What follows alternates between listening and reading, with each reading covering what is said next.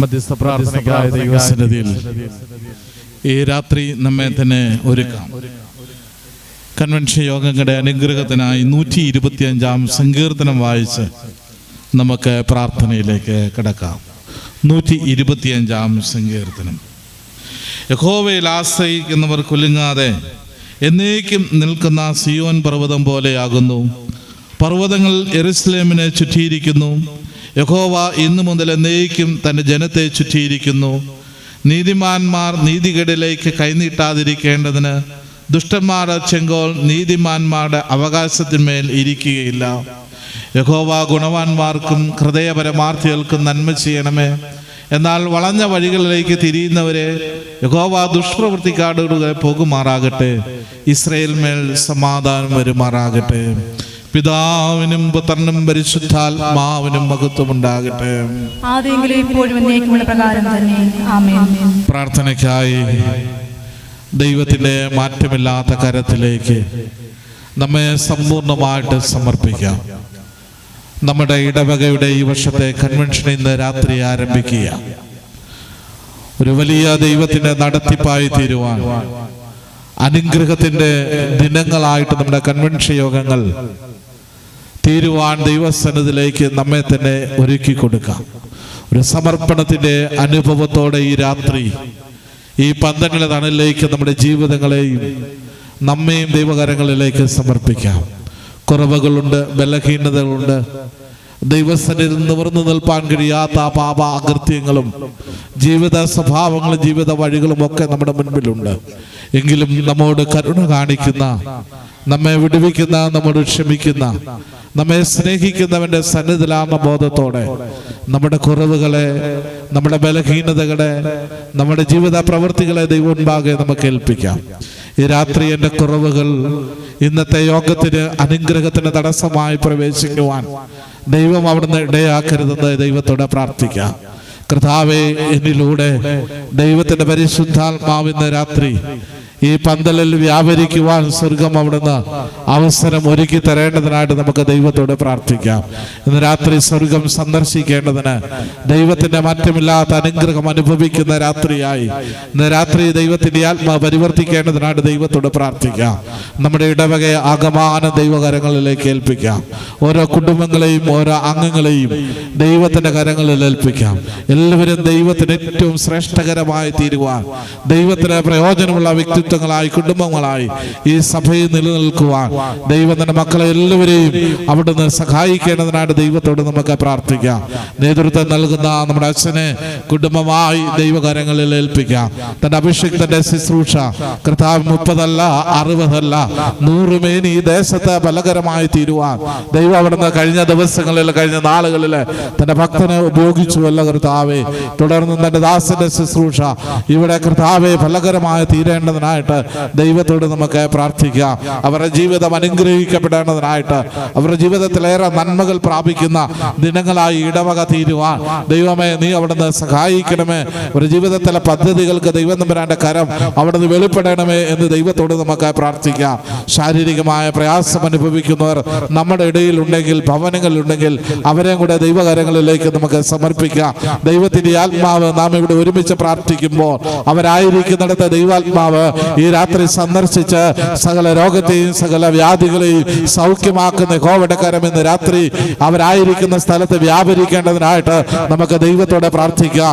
ദൈവത്തിന്റെ പരിശുദ്ധാത്മാവിന് വളരെയേറെ ഇന്ന് രാത്രി ചെയ്യുവാനുണ്ടല്ലോ കർത്താവേ. അതിനായിട്ട് നമുക്ക് നമ്മെ തന്നെ ഒരുക്കി കൊടുക്കാം. പ്രത്യേകിച്ച് ഇന്ന് രാത്രി ദൈവത്തിന്റെ മാറ്റമില്ലാത്ത ദൈവജനം പ്രഘോഷിക്കുന്ന അങ്ങയുടെ പൃഥ്വിനെ ദൈവകരങ്ങളിൽ ഏൽപ്പിക്കുക. പ്രിയപ്പെട്ട സുരേഷ് സാറിനായിട്ട് പ്രാർത്ഥിക്കുക. തന്റെ ദാസനെ സ്വർഗം ഇന്ന് ഈ ദേശത്തേക്ക് അയച്ചിരിക്കുന്നുവെങ്കിൽ ഈ ദേശത്തേക്ക് തന്റെ ദാസന്റെ ശബ്ദം കേൾക്കുവാനായിട്ട് ദൈവം തന്റെ ദാസനെ ഇന്ന് രാത്രി തെരഞ്ഞെടുത്തിരിക്കുന്നുവെങ്കിൽ ഹല്ലേലൂയ. ഇന്ന് രാത്രി തന്റെ ദാസനിലൂടെ ദൈവത്തിന്റെ തീമഴ ഇന്ന് രാത്രി ഈ ദേശത്തെ മുഴങ്ങി കേൾക്കുവാൻ ഹല്ലേലൂയ.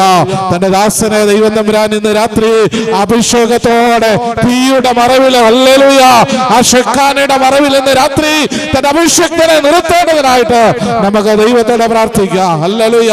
ഞങ്ങൾ കേൾക്കാത്തതായ അറിയാത്തതായ, ഞങ്ങൾ അനുഭവിച്ചറിയാത്തതായ ദൈവത്തിന്റെ പാത ഇന്ന് രാത്രി ഞങ്ങൾക്ക് വെട്ടിത്തുറക്കുവാൻ ഹല്ലേലൂയ സകല അന്ധകാര ശക്തികളോട് ഇന്ന് രാത്രി വചനത്താൽ പോരാടി, സകല പാപക്കെട്ടുകളോട് ഇന്ന് രാത്രി തന്റെ മകൻ വചനത്താൽ പോരാടി. ഹല്ലേലൂയ ഇന്ന് രാത്രി പാരമ്പര്യത്തിന്റെ കെട്ടുകളെ, ശാപത്തിന്റെ കെട്ടുകളെ, രോഗത്തിന്റെ കെട്ടുകളെ ഇന്ന് രാത്രി വചനത്തിന്റെ അഗ്നി കൊണ്ട് തന്നെ ദാസൻ അയക്കുവാൻ അഭിഷേകത്തോടെ തന്റെ ഭക്തനെ നിർത്തണമേ. തന്റെ ദാസന്റെ രൂപഭംഗി ഇന്ന് ഞങ്ങൾക്ക് ആവശ്യമില്ല. തന്റെ ദാസനെ കാണുവാനല്ല ഇത് രാത്രി ഞങ്ങൾ വന്നിരിക്കുന്നത്. സ്വർഗം എന്താഗ്രഹിക്കുന്നു അതിന്ന് രാത്രി ഈ കൺവെൻഷൻ പന്തലിൽ മുഴങ്ങുവാൻ ഹല്ലേലൂയ തന്റെ അഭിഷേകത്തിനായി ദൈവം അവിടുത്തെ കരങ്ങളിൽ വഹിക്കണമേ. കേൾക്കുന്ന ജനത്തിന് ഇന്ന് രാത്രി ഒരു തീരുമാനം എടുക്കും രാത്രിയായി തീരുവാൻ. ഹല്ലേലൂയ അനേക ജീവിതങ്ങൾ ആഗ്രഹിക്കുന്നു ഇന്ന് രാത്രി എന്നോട് സംസാരിക്കുന്ന രാത്രി, അതെ ഇന്ന് രാത്രി നമ്മോട് ഇടപെടുന്ന രാത്രിയായി തീരുവാൻ. ഹല്ലേലൂയ തന്റെ മകൻ കരുതിയതിനേക്കാൾ സ്വർഗം തന്നെ അവന്റെ നാവിന്മേൽ ഇന്ന് വിളമ്പി തരുവാൻ ഹല്ലേലൂയ ദൈവം അധികാരപ്പെടുത്തേണ്ടതാണ്. ദൈവത്തോട് നമുക്ക് പ്രാർത്ഥിക്കാം. ഹല്ലേലൂയ ഈ പ്രാരംഭ കൺവെൻഷൻ ഹല്ലേലൂയ അത്ഭുത ദിനമായി തീരേണ്ടതിനായി, ഒരു ചലിക്കുന്ന ദിനമായി തീരേണ്ടതിനായി ഹല്ലേലൂയ സ്വാതന്ത്ര്യത്തിന്റെ വചനം ഇന്ന് രാത്രി സ്വീകരിക്കപ്പെടുവാൻ യോഗ്യമായ വചനം ഇന്ന് രാത്രി വിളമ്പുവാൻ ഹല്ലേലൂയ ഞങ്ങൾ ആവോളം ഭക്ഷിക്കുന്ന വിശപ്പ് തീരാത്തൊരു രാത്രിയായി തീരുവാൻ സ്വർഗമേ നീ അവിടുന്ന് ഇടയാക്കണമെന്ന് പ്രാർത്ഥിക്കാം. അതിനായിട്ട് ഈ കൺവെൻഷന്റെ ബന്ധനങ്ങള് ഹല്ലേലൂയ ചുറ്റുപാടുകള് ദൈവാത്മാവിനാൽ നമുക്ക് ഒരുക്കി പ്രാർത്ഥിക്കാം. ഒരു ദുഷ്ടാത്മാവ് പോലും ഈ പന്തലിനുള്ളിൽ പ്രവേശിക്കരുത്. ഒരു പോരാട്ടം ഇന്ന് രാത്രി ഞങ്ങളുടെ മേൽ ആവസിക്കരുത്. ദൈവത്തോട് പ്രാർത്ഥിക്കാം. ഹല്ലേലൂയ ചർച്ച് കമ്മിറ്റിക്കായി പ്രാർത്ഥിക്കാം, സംഘടനകൾക്കായി പ്രാർത്ഥിക്കാം. ഈ കൺവെൻഷനിൽ ചുമൽ കൊടുക്കുന്ന എല്ലാവരെയും ദൈവത്തിന്റെ മാറ്റമില്ലാത്ത കരങ്ങളിലേക്ക് നമുക്ക് പ്രാർത്ഥിക്കാം. വേദിയിലായിരിക്കും നമ്മുടെ സഭാ ശുശ്രൂഷകർക്കായി പ്രാർത്ഥിക്കാം. തന്റെ മക്കളുടെ പ്രാർത്ഥന ഇന്ന് രാത്രി ഈ കൺവെൻഷൻ ഏറ്റവും വലിയൊരു മുതൽക്കൂട്ടായി തീരുവാൻ ഹല്ലേലൂയ ഇന്ന് രാത്രി ഇടയാക്കേണ്ടതിന് പ്രാർത്ഥിക്കാം. ശബ്ദവും വിളിച്ചു ദൈവകരങ്ങളിലേക്ക് നമുക്ക് ഏൽപ്പിക്കാം. ഗാനങ്ങൾ പാടുന്ന കുഞ്ഞുങ്ങളെ ദൈവകരങ്ങളിലേക്ക് സമർപ്പിക്കാം. ആത്മനിറവിലെ പാടുവാൻ ദൈവാത്മാവരെ ഉപയോഗിക്കേണ്ടതിനാണ് പ്രാർത്ഥിക്കാം. ആമേൻ ആമേൻ ആരാധനയിലൂടെ വലിയൊരു സാക്ഷ്യം ഇന്ന് രാത്രി പുറപ്പെടുവാൻ തന്റെ കുഞ്ഞുങ്ങളുടെ ആദരങ്ങളിലൂടെ കേൾക്കുന്ന ഗാനം സൗഖ്യത്തിന്റെയും ആരാധനയുടെ ഒരുക്കത്തിന്റെയും ഉയർപ്പിന്റെയും സന്തോഷത്തിന്റെയും ഗാനമായി തീരുവാൻ സ്വർഗം ഇന്ന് രാത്രി സഹായിക്കേണ്ടതിനാണ് ദൈവത്തോട് പ്രാർത്ഥിക്കാം. നമ്മെ ആകമാന ദൈവകരങ്ങളിലേക്ക് സമർപ്പിക്കാം. അടിയനിതാ അടിയനോട് അരുളി ചെയ്താലും ഹൃദയഭാരത്തോടെ ദൈവകരങ്ങളിലേക്ക് നമ്മെ ഏൽപ്പിക്കാം. എല്ലാവർക്കും അവനവന്റെ ഹൃദയത്തോട് ഇന്ന് രാത്രി സംസാരിക്കാം. കർത്താവേ എൻ്റെ ഹൃദയത്തോട് ഇന്ന് രാത്രി ഇടപെടണമേ. ഞാൻ ചുമന്നുകൊണ്ടുവന്ന എൻ്റെ രോഗത്തോട്, എൻ്റെ കുടുംബത്തിന്റെ ഭാരത്തോട്, എൻ്റെ കുഞ്ഞുങ്ങളുടെ ഭാവിയോട്, എൻ്റെ ജീവിതത്തിന്റെ കടഭാരങ്ങളോട്, എൻ്റെ എല്ലാ പ്രയാസങ്ങളോടും ഇന്ന് രാത്രി ദൈവാത്മാവ് ഇടപെടണമെന്ന് പ്രാർത്ഥിക്കാം. കർത്താവെ ആരും അറിയാതെ ഭവനത്തിന്റെ അകത്തളങ്ങളിൽ ഇരുന്ന് ഞെരുങ്ങുന്ന കരയുന്ന വ്യാകുലപ്പെടുന്ന പ്രിയപ്പെട്ടവരെ നിങ്ങളോട് ഇന്ന് രാത്രി ദൈവാത്മാവിന് ചിലത് സംസാരിക്കുവാനോ ചിലത് പ്രവർത്തിക്കുവാനുള്ള ദിവസമാ. അതുകൊണ്ട് നമ്മുടെ ഭാരങ്ങളെ ദൈവകരങ്ങളിൽ ഏൽപ്പിക്കാം. ആരും എന്നോടൊന്നും ചെയ്യുവാനില്ലല്ലോ, ആരും എന്നെ സഹായിക്കുവാനില്ലല്ലോ, ആരും എന്നെ സൗഖ്യമാക്കുവാനില്ലല്ലോ. ഈ രാത്രി നിനക്ക് മതിയായവൻ ഇന്ന് രാത്രി നമ്മുടെ കൺവെൻഷന്റെ പന്തലിലുണ്ട്. നിന്നോട് ഇടപെടുന്നവൻ ഇന്ന് രാത്രി കൺവെൻഷന്റെ പന്തലിലുണ്ട്. നീ ഭാരത്തോടെ ഇരിക്കുന്നുവെങ്കിൽ അവൻ നിന്റെ ഭാരത്തെ എടുത്തു മാറ്റി, നിന്റെ രോഗത്തെ എടുത്തു മാറ്റി, നിന്റെ ആകുലതകളെ എടുത്തു മാറ്റി ഇന്ന് രാത്രി നിനക്കൊരു സ്വാതന്ത്ര്യവും സ്വസ്ഥതയും സമാധാനവും അനുഗ്രഹം കൽപ്പിക്കുന്ന രാത്രിയായിട്ട് തീരട്ടെ. അതിനായിട്ട് നമ്മെ ഏൽപ്പിക്കാം. കർത്താവേ അടിയനോട് സംസാരിക്കണമേ. ഇന്ന് രാത്രി എന്നോട് ഇടപെടണമേ. ഞാൻ വെറും കാഴ്ചക്കാരനായിട്ട് മാത്രം വന്നിരിക്കാതെ അനുഭവസ്ഥനായി ഉടമസ്ഥനായി മടങ്ങിപ്പോകുവാൻ ഇന്ന് രാത്രി സ്വർഗം സഹായിക്കേണ്ടതിനായിട്ട് ദൈവകരങ്ങളിൽ ഏൽപ്പിക്കാം. നമ്മോട് അനേകര് പ്രാർത്ഥന ആവശ്യപ്പെട്ടുണ്ട്. അവരെല്ലാം ദൈവത്തിന്റെ മാറ്റമില്ലാത്ത കരങ്ങളിലേക്ക് ഏൽപ്പിക്കാം. സമ്പൂർണ്ണമായി ഒരിക്കൽ കൂടെ നമ്മെല്ലാവരെയും സമർപ്പിക്കാം. നമ്മെല്ലാവരെയും ദൈവകരങ്ങളിലേക്ക് സമർപ്പിക്കാം. ദൈവത്തിന്റെ പ്രവർത്തിക്കുവാനുള്ള സമയം നമ്മുടെ മുൻപിലായിക്കൊണ്ടിരിക്കുക. ആമേൻ. നാം നമ്മെ തന്നെ ഏൽപ്പിക്കുന്നുവെങ്കിൽ ഇന്ന് രാത്രി നമുക്കുള്ളതാണ്. അതുകൊണ്ട് നമുക്കുള്ള രാത്രി ഇന്ന് അനുഭവത്തോടെ എഴുന്നേൽക്കുവാൻ ദൈവം നമ്മെ സഹായിക്കേണ്ടതിനായിട്ട് പ്രാർത്ഥിക്കാം. നമ്മെല്ലാവരെയും ദൈവകരങ്ങളിൽ ഏൽപ്പിക്കാം. എല്ലാ വിഷയങ്ങളെയും എല്ലാ ആവശ്യങ്ങളെയും നമ്മുടെ മഹായിടവകയും അധ്യക്ഷൻ തിരുമനസിനെയും എല്ലാ പട്ടക്കാരെയും എല്ലാ സഭാ ശുശ്രൂഷകരെയും എല്ലാ സിസ്റ്റേഴ്സിനെയും മിഷണറിമാരെയും സഭാജനങ്ങളെയും എല്ലാം ദൈവകരങ്ങളിൽ ഏൽപ്പിച്ചുകൊണ്ട് നമുക്ക് പ്രാർത്ഥിക്കാം. തുടർന്ന് നടക്കുന്ന എല്ലാ കൺവെൻഷൻ യോഗങ്ങളിലും ദൈവത്തിന്റെ പരിശുദ്ധാത്മാവിന്റെ വലിയ വ്യാപാര ശക്തി അല്ലലെ കഴിഞ്ഞ നാളുകളിൽ അനുഭവിച്ചതിനേക്കാൾ ഇരട്ടി കൃപ പ്രാപിക്കുന്ന രാത്രികളായി തീരുവാൻ ദൈവം അവിടുന്ന് സഹായിക്കേണ്ടതിനായിട്ട് ദൈവകരങ്ങളിൽ ഏൽപ്പിക്കാം. നമ്മെ സമ്പൂർണ്ണമായി സമർപ്പിക്കാം. സകല ആവശ്യങ്ങളെയും ദൈവമുൻപാകെ സമർപ്പിച്ചുകൊണ്ട് പ്രാർത്ഥിക്കാം. പ്രാർത്ഥന കേൾക്കണമേ കർത്താവേ, യാചന നൽകണമേ കർത്താവേ, യാചന നൽകണമേ. ഞങ്ങളെ നിത്യമായി സ്നേഹിക്കുന്ന വാഴ്ത്തപ്പെട്ട നല്ല ദൈവമേ, മനോഹരമായ നല്ല രാവിനായിട്ട് ദൈവത്തിന് സ്തോത്രം. അപ്പാ, ഇന്ന് ഞങ്ങൾക്ക് വേണ്ടി നീ തിരഞ്ഞെടുത്തിരിക്കുന്ന രാത്രിയാണല്ലോ കർത്താവേ. ഞങ്ങൾ ഒരുമിച്ച് ഈ ആലയത്തിന്റെ തണലിൽ, ഹല്ലേലൂയ, ഈ പന്തലിന്റെ തണലിൽ ഒരുമിച്ച് ദൈവത്തെ മഹത്വപ്പെടുത്തുവാൻ സ്വർഗം ഞങ്ങൾക്ക് അവസരം നൽകിയില്ല കർത്താവേ. അനേക ജീവിതങ്ങൾ ഈ സാധ്യതകളില്ലാതെ രോഗത്താൽ, ഭാരത്താൽ, സങ്കടങ്ങളാൽ, ആകുലതകളാൽ ഭാരപ്പെട്ട ഭവനങ്ങളിൽ, ആശുപത്രികളിൽ ചുറ്റുപാടുകളിലൊക്കെ പ്രയാസം അനുഭവിക്കുമ്പോൾ ആരോഗ്യത്തോടെ, സമാധാനത്തോടെ, സ്വസ്ഥതയോടെ അപ്പന്റെ പാദപീഠത്തിൽ വന്നിരുന്ന ദൈവത്തിന്റെ മാറ്റമില്ലാത്ത വചനം കേൾക്കുവാനും ആരാധിപ്പാനും ബലപ്പെടുവാനും ഞങ്ങളെ കണ്ടതോർത്ത് ദൈവത്തിന് സ്തോത്ര. ഇന്ന് രാത്രി സ്വർഗം ഞങ്ങളോട് ഇടപെടുന്ന രാത്രിയാകണമേ. ആരാധിക്കുമ്പോൾ ഞങ്ങളുടെ ജീവിതത്തിന്റെ ഭാവങ്ങൾ മാറുമല്ല കർത്താവേ. ഞങ്ങളുടെ ജീവിതത്തിന്റെ സൗഖ്യങ്ങൾ ഉണ്ടാകുന്ന രാത്രിയാണല്ല കർത്താവേ. ഞങ്ങളുടെ ബന്ധനങ്ങൾ അഴിയുന്ന രാത്രിയാണല്ല കർത്താവേ. ആരാധനയുടെ വചനത്തിലൂടെ ഇന്ന് രാത്രി ഞങ്ങൾക്ക് സാധ്യമാക്കി തരണമേ.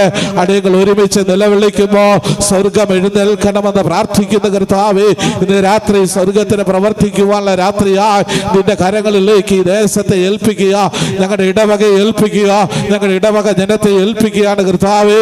കർത്താവേ, ഈ നാളുകളിൽ ഞങ്ങളുടെ ഇടവകയെ ദൈവം അവിടുന്ന് പരിപാലിച്ചുവല്ലോ. ഏറെ അനുഗ്രഹത്തോടെ ഈ ദേശത്ത് നിർത്തിയല്ല കർത്താവേ. ശോഭയോടെ തുടർന്ന് നിൽക്കുവാൻ ആവശ്യമാണ് ആത്മധൈര്യത്തെ, ആത്മസൗന്ദര്യത്തെ നിന്റെ ജനത്തിന് നൽകണമെന്ന് പ്രാർത്ഥിക്കുന്ന കർത്താവേ. ഈ കൺവെൻഷന് രാത്രി അനേക രോഗികൾ ഉണ്ടല്ല കർത്താവ്, അവർക്ക് വേണ്ടി പ്രാർത്ഥിക്കുന്നു. ഞങ്ങളുടെ ഭവനങ്ങളിലായിരിക്കുന്നവരെ ദൈവാത്മാവ് സന്ദർശിക്കണമേ. ഞങ്ങളുടെ പ്രാർത്ഥന ആവശ്യപ്പെട്ടിരിക്കുന്നവരെ ദൈവാത്മാവ് ഇടപെടണമെന്ന് പ്രാർത്ഥിക്കുന്ന കർത്താവേ. അവരുടെ മേൽ സൗഖ്യത്തിന് വലുതുകരം ഇന്ന് രാത്രി വ്യാപരിച്ചാട്ട കർത്താവേ. ആണിപ്പഴുതുള്ള കരം അവർക്ക് ദർശനമാകണമേ. സകല മരുന്നുകളെക്കാളും സൗഖ്യത്തിന്റെ കരം ഇന്ന് രാത്രി അവരെ കണ്ണാൽ കണ്ട് അവരെ ശരീരത്തിൽ അനുഭവിച്ച് എഴുന്നേറ്റ് ദൈവത്തെ മഹത്വപ്പെടുത്തുവാൻ സ്വർഗം സഹായിക്കണമെന്ന് പ്രാർത്ഥിക്കുന്നു. കടങ്ങളും ഭാരങ്ങളും നിറഞ്ഞ ജനത്തെ അവിടുന്ന് അനുഗ്രഹിക്കണമെന്ന് പ്രാർത്ഥിക്കുന്നു. എല്ലാ ഭാരവും ഞാൻ ഏറ്റെടുക്കാമെന്ന് അങ്ങയുടെ വചനം ഞങ്ങൾക്ക് വാഗ്ദത്തം നൽകിയിരിക്കുന്നുവല്ല കർത്താവേ. ഞങ്ങളുടെ ചുമടുകളെ ചുമപ്പാൻ അങ്ങ് രാത്രി ശക്തനാകിയ സ്തോത്ര. അപ്പന്റെ കരങ്ങളിലേക്ക് നിന്റെ മക്കളുടെ ചുമടുകളെ ഏൽപ്പിക്കുക. സ്വർഗം അവരെ സ്വാതന്ത്ര്യത്തോടെ എല്ലാ ഭാരങ്ങളും എടുത്തു മാറ്റി ആരാധനയ്ക്ക് തടസ്സമില്ലാതെ ഇന്ന് രാത്രി അവരെ നിർത്തണമെന്ന് പ്രാർത്ഥിക്കുന്നു. ഇന്ന് രാത്രി ഞങ്ങൾക്കായി ഒരുക്കിയിരിക്കുന്ന അങ്ങയുടെ വചനത്തിനായി സ്തോത്ര. അഭിഷിക്തനെ ദൈവം കണ്ടുവല്ല കർത്താവേ. ഈ ദേശത്തേക്ക് ദാസനെ സ്വർഗം കൊണ്ടുവന്നല്ല കർത്താവേ. ഇന്ന് രാത്രി തന്റെ ദാസനെ പുൽപ്പിറ്റ് നിൽക്കുമ്പോ സ്വർഗത്തിലെ ദൈവത്തിന്റെ അഗ്നി തന്റെ ദാസനെ മറയ്ക്കണമേ. ഒരു തീജാല തന്റെ ദാസനവേ ഇന്ന് രാത്രി വ്യാപരിക്കണമേ. അഭിഷേകത്തോടെ ദൈവകൃപയോടെ തന്റെ ഭക്തനെന്ന് വചനം വിളമ്പുവാൻ തന്റെ നാവിനെ അവിടുന്ന് ഉപയോഗിക്കണമെന്ന് പ്രാർത്ഥിക്കുന്നു. ജനത്തിന് ആവശ്യമുള്ളത് വിഭജിച്ചു കൊടുപ്പാൻ, മുൻപതിയില്ലാതെ വിഭജിച്ചു കൊടുപ്പാൻ, അവൻ ജനത്തിന്റെ സ്ഥിതി അറിഞ്ഞ് തന്റെ ദാസന്റെ നാവ് ചലിപ്പാൻ സ്വർഗം അവിടുന്ന് സഹായിക്കണമേ. അന്തരീക്ഷത്തെ അവിടുന്ന് ദാസന് വേണ്ടി ഒരുക്കണമേ. പരിശുദ്ധാത്മ തന്റെ ദാസന് തുട നിൽക്കണമേ. അഭിഷേകരുടെ പ്രാർത്ഥന തന്റെ ദാസന് ചുവടായി തീരുവാൻ സ്വർഗം അവിടുന്ന് സഹായിക്കണമെന്ന് പ്രാർത്ഥിക്കുന്നു. ഞങ്ങളുടെ അച്ഛനെ ദൈവകരങ്ങളിൽ ഏൽപ്പിക്കട്ടെ. പുതിയൊരു സ്ഥലത്തേക്ക് നിയോഗം ലഭിച്ചിരിക്കുന്നുള്ള കർത്താവേ, ഈ ദേശത്ത് വെച്ച് അനുഗ്രഹിക്കപ്പെട്ടവനാ പൂർണ്ണമായി മടങ്ങിപ്പോകുവാൻ സ്വർഗമേ നീ അവിടുന്ന് സഹായിക്കണമേ. അവരെ കരുതണമേ. അവരുടെ ജീവിതത്തിൽ ആവശ്യങ്ങള്, അവരുടെ ഭാരങ്ങൾ മാറ്റിക്കൊടുക്കണമേ. നന്മ കണ്ട് മടങ്ങിപ്പോകുവാൻ സ്വർഗം സഹായിക്കണമേ. സ്വർഗം അവർക്ക് വേണ്ടി പദ്ധതികൾ ഒരുക്കണമേ. അതിനായിട്ട് പ്രാർത്ഥിക്കുന്നു. പാടുന്ന കുഞ്ഞുങ്ങളെ, കേൾക്കുന്ന ജനത്തെ എല്ലാ ദൈവാലയങ്ങളിൽ ഏൽപ്പിക്കുന്നു. അല്പനേരം തിരുസന്നിധിയിലേക്ക് അടിയങ്ങൾ താഴുന്നു. മാനവും മുഖത്തോട് നടക്കണം. യേശു ക്രിസ്തു മൂലം അടിയങ്ങളുടെ പ്രാർത്ഥന ദയ തോന്നി കേൾക്കുമാറാകണമേ. ആമേൻ. ആമേൻ. പുറപ്പാട് പുസ്തകം 19-ാം അധ്യായം അതിൻ്റെ 5-ാം വാക്യം. ആകയാൽ നിങ്ങളൊരു വാക്ക് കേട്ടനുസരിക്കുകയും എൻ്റെ നിയമം പ്രമാണിക്കുകയും ചെയ്താൽ നിങ്ങൾ എനിക്ക് സകല ജാതികളിലും വെച്ച് പ്രത്യേക സമ്പത്തായിരിക്കും. ദൈവത്തിൻ്റെ അതിപരിശുദ്ധമായ നാമം വാഴ്ത്തപ്പെടുമാറാകട്ടെ. ഇന്നത്തെ പ്രാരംഭ ദിനത്തിലെ കൺവെൻഷൻ യോഗത്തിലേക്ക് ഏവരെയും സ്വാഗതം ചെയ്യുന്നതിൽ എനിക്ക് അതിയായ സന്തോഷമുണ്ട്. വചനം ഓർപ്പിക്കുകയാണ്, അവൻ്റെ വാക്ക് കേട്ട് അനുസരിക്കുന്ന ഒരു ജനം, ആ ജനം കർത്താവിൻ്റെ പ്രത്യേക സമ്പത്തായിരിക്കുമെന്ന്. ഈ ദിവസങ്ങളിൽ അപ്രകാരം ദൈവത്തിൻ്റെ വചനം ശ്രവിക്കുവാനായിട്ട് ഒന്നിച്ചു കൂടി വരുവാൻ ദൈവം ഇപ്രകാരം ഒരു സന്ധ്യ ഒരുക്കിയതോർത്ത് ഞാൻ ദൈവത്തിന് സ്തോത്രം ചെയ്യുന്നു. പ്രത്യേകിച്ച് ഇന്ന് ഈ കൺവെൻഷൻ്റെ ആദ്യ ദിനത്തിലെ യോഗത്തിൽ നമ്മളോടൊപ്പമായിരിക്കുന്ന 4 സഭാ ശുശ്രൂഷകർ, ഇവരെ സ്വാഗതം ചെയ്യുന്നതിൽ എനിക്ക് പ്രത്യേകം സന്തോഷമുണ്ട്. കാരണം ഈ 4 പേരും ഞാൻ സഹോദര തുല്യം സ്നേഹിക്കുന്നവരാണ്. പള്ളം വൈദിക ജില്ലയിലെ സഭാ ശുശ്രൂഷകർ എന്നതിനേക്കാൾ ഉപരി ഒരാത്മബന്ധം എനിക്ക് ഈ 4 പേരോടുമുണ്ട്. അതുകൊണ്ട് തന്നെ ഇന്ന് ഇവർ 4 പേരും ഇന്നത്തെ ഈ ശുശ്രൂഷയിൽ സംബന്ധിക്കുന്നു എന്നുള്ളത് നമ്മെ സംബന്ധിച്ച് ഏറ്റവും അനുഗ്രഹമാണ്. ആദ്യമായി ഞാൻ സ്വാഗതം ചെയ്യുവാനായിട്ട് ആഗ്രഹിക്കുന്നത് ഇന്നത്തെ മുഖ്യ പ്രസംഗകനായിട്ട് നമ്മളോട് ഇന്ന് വചനം പങ്കുവയ്ക്കുന്നത് തൃക്കോതമംഗലം സെൻറ്റ് സൈമൺ CSI സഭയുടെ ശുശ്രൂഷകനായ ഇത്രയും ബഹുമാനവും സ്നേഹവുമുള്ള സുരേഷ് കെ തമ്പി സാറാണ്. സാറിനോട് ഈ ഒരു കാര്യം ഞാൻ പങ്കുവച്ചപ്പോൾ ഏറ്റവും സന്തോഷത്തോടുകൂടെ സാറ് അത് ഏറ്റെടുക്കുകയും കൃത്യസമയത്ത് തന്നെ ഇന്ന് ഇവിടെ കടന്നു വരികയും ചെയ്തു. പള്ളം വൈദിക ജില്ലയിൽ അനുഗ്രഹീതനായിട്ടുള്ള ഒരു ശുശ്രൂഷകനാണ്, നല്ലൊരു കൺവെൻഷൻ പ്രാസംഗികനാണ്. പ്രത്യേകിച്ച് ഈ നാളുകളിൽ ഞാൻ സാറിനെ പരിചയപ്പെട്ടപ്പോൾ തൃക്കോതമംഗലം സഭയ്ക്ക് വലിയൊരു മുതൽക്കൂട്ടാണ്, വലിയൊരു വളർച്ചയുടെ കാലമാണ്. കാരണം യുവജന പ്രസ്ഥാനത്തോട് ചേർന്ന് ഞാൻ പ്രവർത്തിക്കുന്നതുകൊണ്ട് എനിക്കറിയാം, ഈ വർഷത്തെ ജില്ലയുടെ യുവജന പ്രസ്ഥാന പ്രോഗ്രാമുകളിൽ പതിവിലും വിപരീതമായിട്ട് തൃക്കോതമംഗലം സഭയിൽ നിന്ന് വലിയൊരു പാർട്ടിസിപ്പേഷൻ ഉണ്ടായിരുന്നു. യുവജന പ്രസ്ഥാനം മാത്രമല്ല, ആ സഭയുടെ വിവിധ സംഘടനകളുടെ വളർച്ചയ്ക്കൊക്കെ സാറിൻ്റെ ശുശ്രൂഷ കാരണമായി തീരുന്നു എന്നത് ഞാൻ നേരിട്ട് കണ്ടറിഞ്ഞ ഒരു കാര്യമാണ്. അതുകൊണ്ട് തീർച്ചയായിട്ടും ഇന്നത്തെ വചന ശുശ്രൂഷ നമുക്ക് ഏവർക്കും അനുഗ്രഹമാകുമെന്നതിന് യാതൊരു സംശയവുമില്ല. സാറിനോടൊപ്പം സാറിൻ്റെ മകൾ അൻസു വന്നതിൽ ഒത്തിരി സന്തോഷമുണ്ട്. കാരണം അൻസു ആണ് ഈ വർഷത്തെ പള്ളം വൈദിക ജില്ലാ യുവജന പ്രസ്ഥാന കലാമേളയിൽ കലാ തിലകമായത്. അപ്പോൾ അൻസുവും ഇന്നത്തെ ഈ യോഗത്തിൽ നമ്മളോടൊപ്പം സംബന്ധിക്കുന്നു. ഏറ്റവും സന്തോഷത്തോടുകൂടെ പുനപ്ര സഭയുടെ പേരിൽ ഇന്നത്തെ കൺവെൻഷൻ യോഗത്തിലേക്ക് ബഹുമാനമുള്ള സുരേഷ് കെ തമ്പി സാറിനെ സ്വാഗതം ചെയ്തുകൊള്ളുന്നു.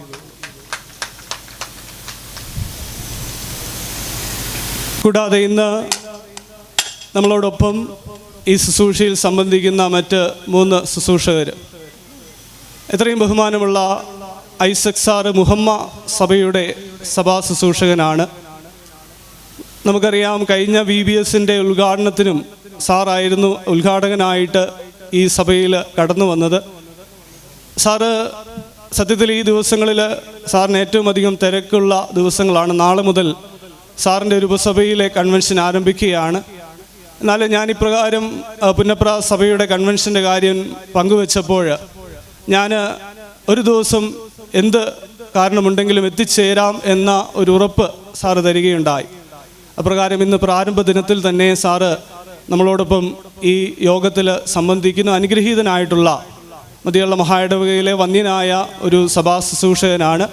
ഏറ്റവും സന്തോഷത്തോടുകൂടെയും സ്നേഹത്തോടുകൂടെയും ഐസക് സാറിനെ ഇന്നത്തെ യോഗത്തിലേക്ക് സ്വാഗതം ചെയ്യുന്നു. കൂടാതെ ഇന്ന് നമ്മുടെ മധ്യസ്ഥ പ്രാർത്ഥനയ്ക്ക് നേതൃത്വം നൽകിയത് കോയിക്കരി സഭാ ശുശ്രൂഷകനായ എത്രയും ബഹുമാനമുള്ള സുനിൽ സാറാണ്. നമുക്കറിയാം, നമ്മുടെ സമീപ സഭയാണ് കോയിക്കരി.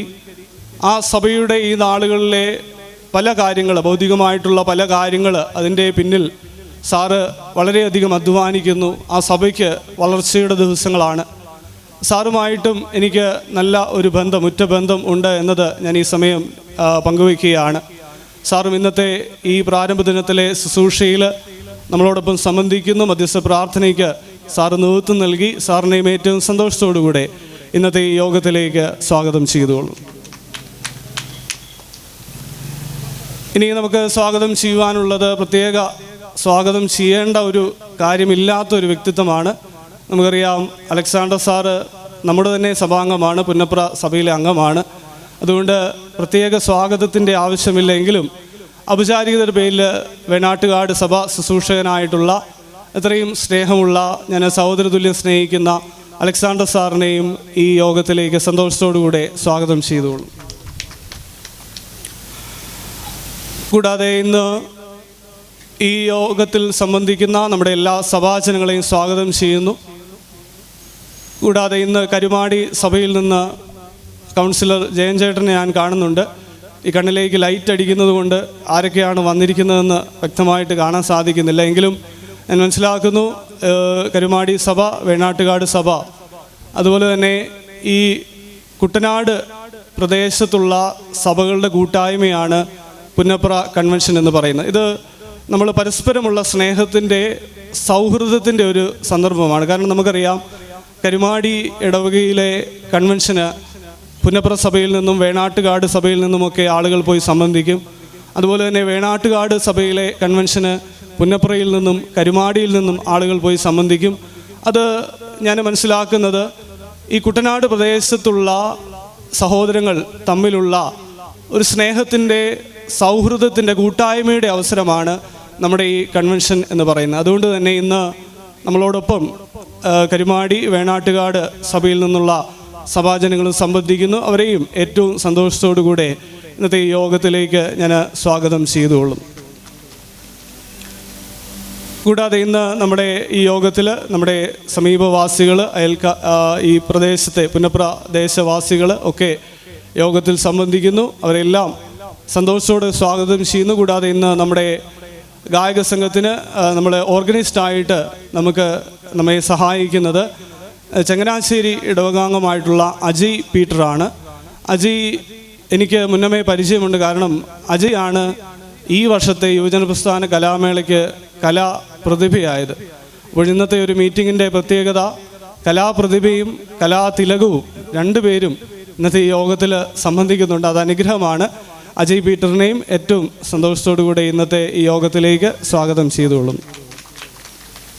ഒരിക്കൽ കൂടെ എല്ലാവരെയും ഈ മീറ്റിങ്ങിലേക്ക് ദൈവനാമത്തിൽ സ്വാഗതം ചെയ്യുന്നു. ദൈവം നിങ്ങളെ ധാരാളമായിട്ട് അനുഗ്രഹിക്കട്ടെ. ഈ വചന ശുശ്രൂഷയ്ക്കായിട്ട് നമുക്കെല്ലാവർക്കും പ്രാർത്ഥനയോടുകൂടി ഒരുങ്ങാം. എൻ്റെ പിന്നിൽ പ്രവർത്തിച്ചവരെ എല്ലാം നന്ദിയോടെ ഓർക്കുന്നു. അവരെയും ഈ മീറ്റിങ്ങിലേക്ക് സ്വാഗതം ചെയ്യുന്നു. ഇപ്പോൾ ഗായക സംഘം ഒരു പാട്ട് പാടുന്നതാണ്. നമുക്കെല്ലാവർക്കും എഴുന്നേറ്റ് നിന്നുകൊണ്ട് കരങ്ങളെ അടിച്ച് ഗായക സംഘത്തോടൊപ്പം ഈ പാട്ട് ചേർന്ന് പാടാം. അതിനുശേഷം ഇത്രയും സ്നേഹവും ബഹുമാനമുള്ള സുരേഷ് കെ തമ്പി സാറ് നമ്മളോട് ദൈവവചനത്തിൽ നിന്ന് പങ്കുവയ്ക്കുന്നതാണ്.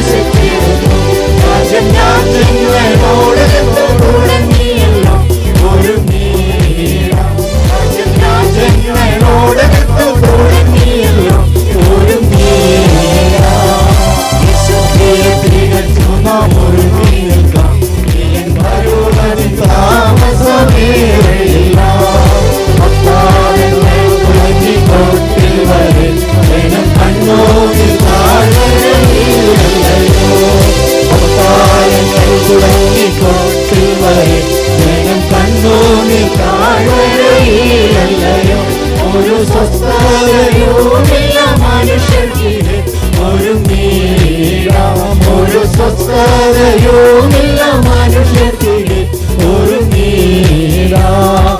വിശുദ്ധിയെ തികച്ചു നാം ഒരുങ്ങി നിൽക്കാം. വരുവതിൽ താമസമേറെയില്ല. ആകാശത്തിൻ ശക്തിയിളകുന്നതാ ഭൂമിയെന്തോ ഭവിക്കുമെന്നോർത്തുകൊണ്ട്. ആകാശത്തിൻ ശക്തിയിളകുന്നതാ ഭൂമിയെന്തോ ഭവിക്കുമെന്നോർത്തുകൊണ്ട്. ജനം പേടിച്ചു നെഞ്ചിവരായിടുന്നേ ഒരുങ്ങിടാം. ജനം പേടിച്ചു നെഞ്ചിവരായിടുന്നേ ഒരുങ്ങിടാം. വിശുദ്ധിയെ തികച്ചു നാം ഒരുങ്ങി നിൽക്കാം. പ്രിയൻ വരുവതിൽ താമസമേറെയില്ല. ബലം വീണിടുന്നേ ദൈവശക്തി ത്യജിച്ചവരോടിടുന്നേ. ബുദ്ധിമാന്മാർ പലർ വീണിടുന്നേ ദൈവശക്തി ത്യജിച്ചവരോടിടുന്നേ. ലോകമോഹങ്ങൾ കതിരത്തീരുന്നതാ ഒരുങ്ങിടാം. ലോകമോഹങ്ങൾ കതിരത്തീരുന്നതാ ഒരുങ്ങിടാം. വിശുദ്ധിയെ തികച്ചു നാം ഒരുങ്ങി നിൽക്കാം. പ്രിയൻ വരുവതിൽ താമസമേറെയില്ല. ആരുടെ വന്നിടുമേ 10,000 പേർകളിൽ സുന്ദരന്മാർ. ആരുടെ വന്നിടുമേ 10,000 പേർകളിൽ സുന്ദരന്മാർ.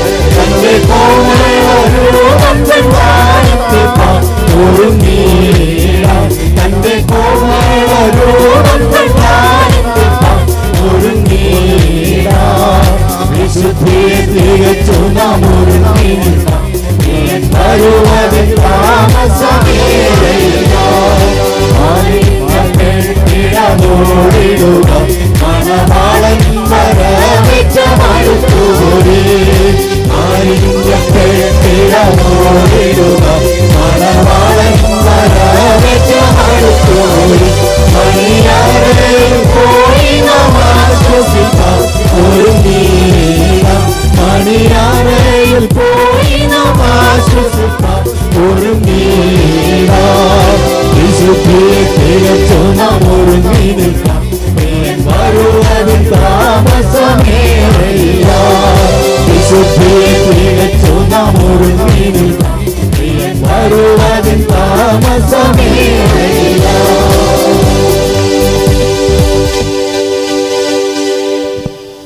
എല്ലാവർക്കും ഇരിക്കാം.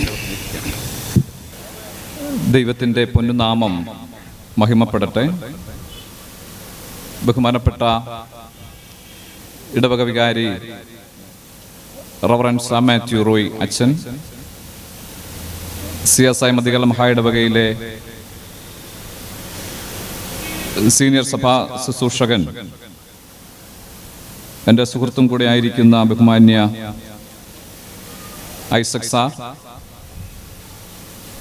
ഈ നാളുകളിൽ മഹായിടവക അയക്കുന്ന ഇടങ്ങളിലെല്ലാം സ്തുത്യർഹമായ ദൈവിക വേല നിവർത്തിക്കുന്ന പള്ളം ജില്ലയിലെ ഏറ്റവും മനോഹരമായ ഇടത്ത് സ്ഥിതി ചെയ്യുന്ന കോയിക്കരി സഭയുടെ ശുശ്രൂഷകൻ സ്നേഹമുള്ള സുനിൽ സാർ, അതുകൊണ്ടും തന്നെ മനോഹരമായ നദിയുടെ തീരത്ത് സ്ഥിതി ചെയ്യുന്ന വേണാട്ടുകാട് സഭയുടെ ശുശ്രൂഷകൻ എൻ്റെ സുഹൃത്തുമായിരിക്കുന്ന പ്രിയപ്പെട്ട അലക്സാണ്ടർ സാർ, മനോഹരമായ ഗാനങ്ങൾ ഈ കൺവെൻഷൻ്റെ അനുഗ്രഹമായി നമുക്ക് നൽകുന്ന നമ്മുടെ പ്രിയപ്പെട്ട ഗായക സംഘം, പള്ളം ജില്ലയിൽ ദൈവത്താൽ അനുഗ്രഹിക്കപ്പെട്ട കലാകാരൻ, ഓർഗനിസ്റ്റ്, വിവിധ തലങ്ങളിൽ ദൈവിക അനുഗ്രഹം ഏറെ ഉള്ള പ്രിയപ്പെട്ട അജയ്, ഈ സഭയുടെ തേജസ്സും ഓജസ്സും എല്ലാമായിരിക്കുന്ന സഭയിലെ വിശ്വാസ സമൂഹമേ, ഞാനേറെ സ്നേഹിക്കുന്ന, ബഹുമാനിക്കുന്ന, ആത്മീയതയിൽ സ്ഥിരപ്പെടുവാൻ കാരണഭൂതനും കൂടെ ആയ കവിയൂർ മാത്യു തയ്യിൽ സാർ, ഈ ശബ്ദപരിധിയിൽ ശ്രമിക്കുന്ന ഏവരുമേ എല്ലാവർക്കും സ്നേഹവന്ദനം.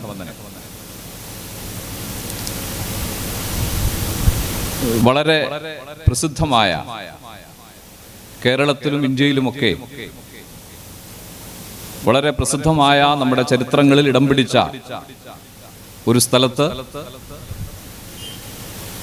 ദൈവത്തിൻ്റെ തിരുവചനവുമായി നിൽക്കുവാൻ ദൈവം തമ്പുരാൻ ഭാഗ്യം എനിക്ക് നൽകി. ഞാൻ ദൈവത്തിന് നന്ദി പറയുന്നു. ബഹുമാനപ്പെട്ട ഇടവ പട്ടക്കാരനോടും എന്നെ ഇവിടെയൊക്കെ ക്ഷണിച്ചതിലുള്ള നന്ദി ആമുഖമായി അറിയിക്കട്ടെ.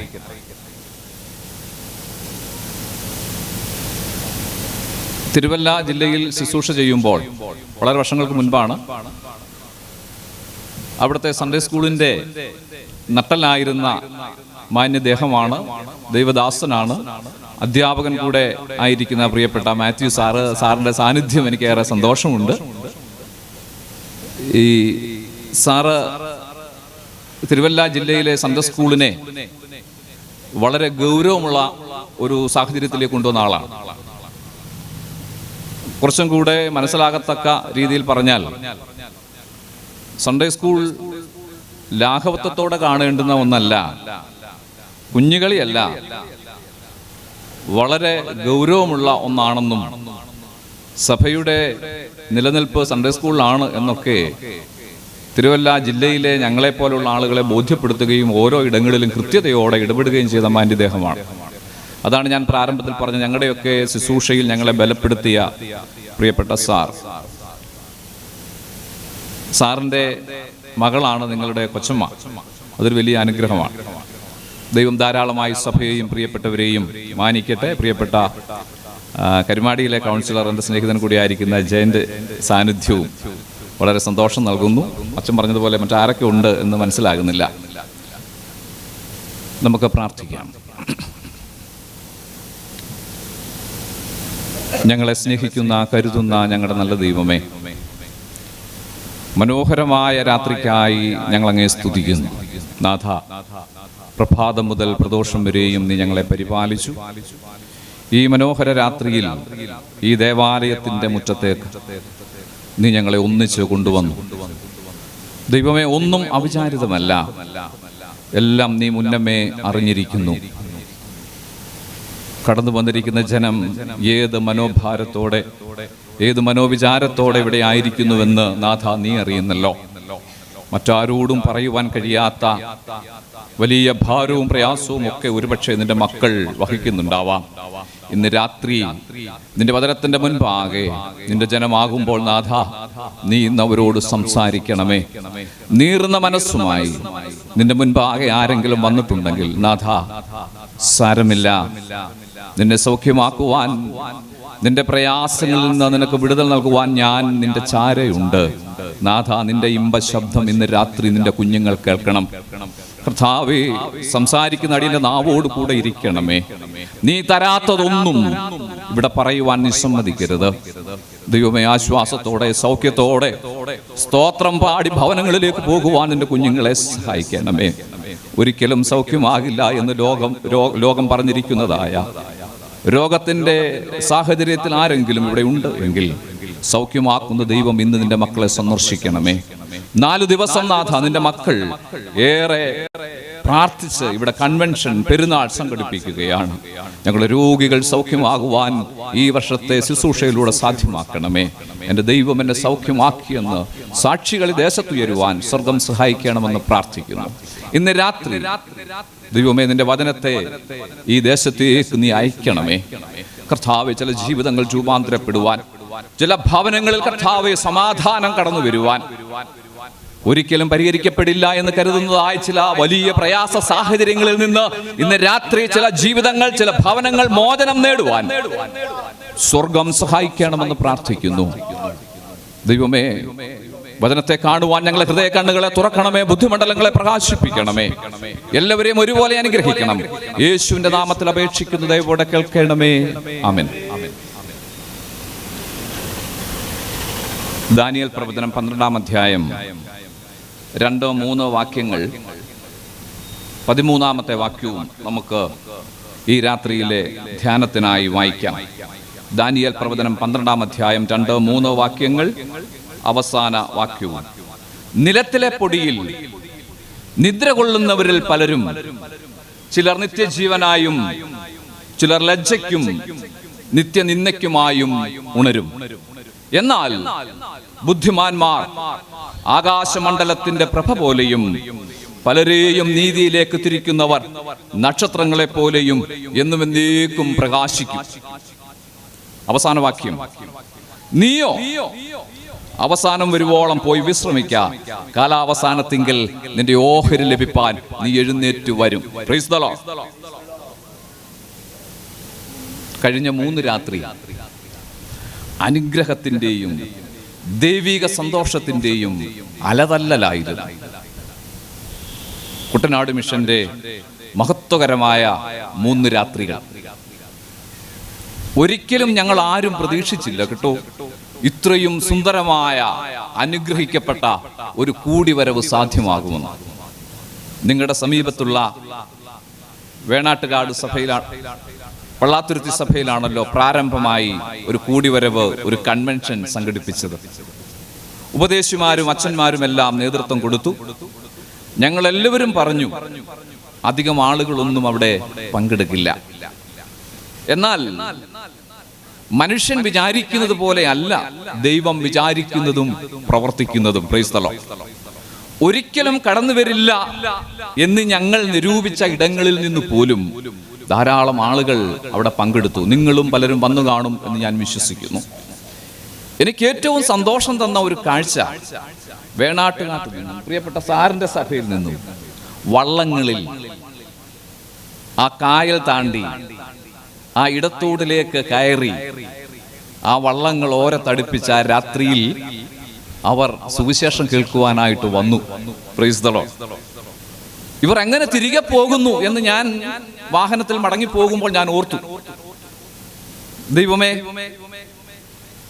രാത്രിയാകുമ്പോൾ വേറെ ബോട്ടുകളൊക്കെ വരുമല്ലോ, ഈ ചെറുവള്ളങ്ങളിൽ പോകുന്ന ഇവർ, ഇതിന്റെ അകത്തും എന്തെങ്കിലുമൊക്കെ വെളിച്ചങ്ങൾ അവർ രാത്രിയിൽ ക്രമീകരിച്ചിട്ടുണ്ടാവും. ഇല്ലേ സാറേ? ഉണ്ടാവും.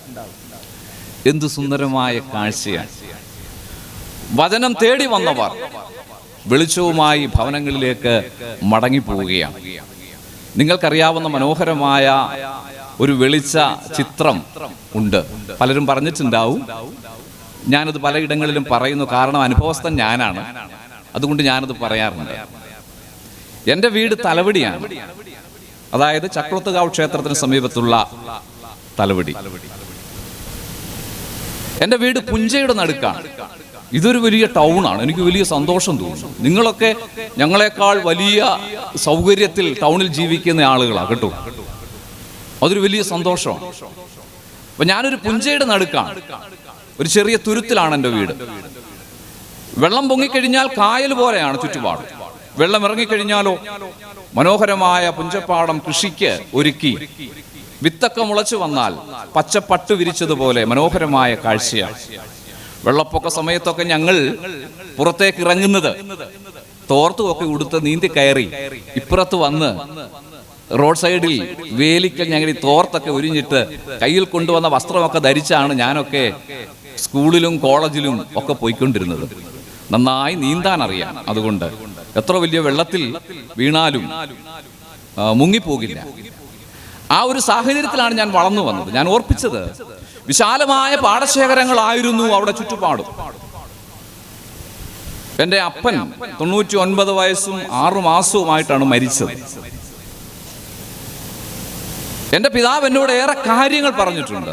എനിക്ക് ചരിത്രം കേൾക്കുന്നതും ചരിത്രം പറയുന്നതും ഒക്കെ വലിയ ഇഷ്ടമാണ്. അപ്പൊ എന്നോട് പറഞ്ഞിട്ടുണ്ട്, അദ്ദേഹത്തിന്റെ പിതാവ്, എൻ്റെ പിതാവിന്റെ പിതാവ്,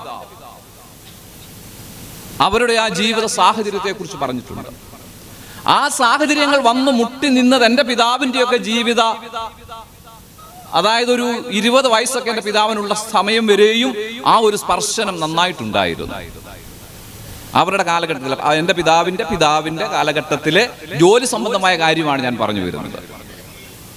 വിശാലമായ പുഞ്ചപ്പാടത്തിന്റെ ചുറ്റും ചെറിയ ചെറിയ കുടിലുകളുണ്ട്.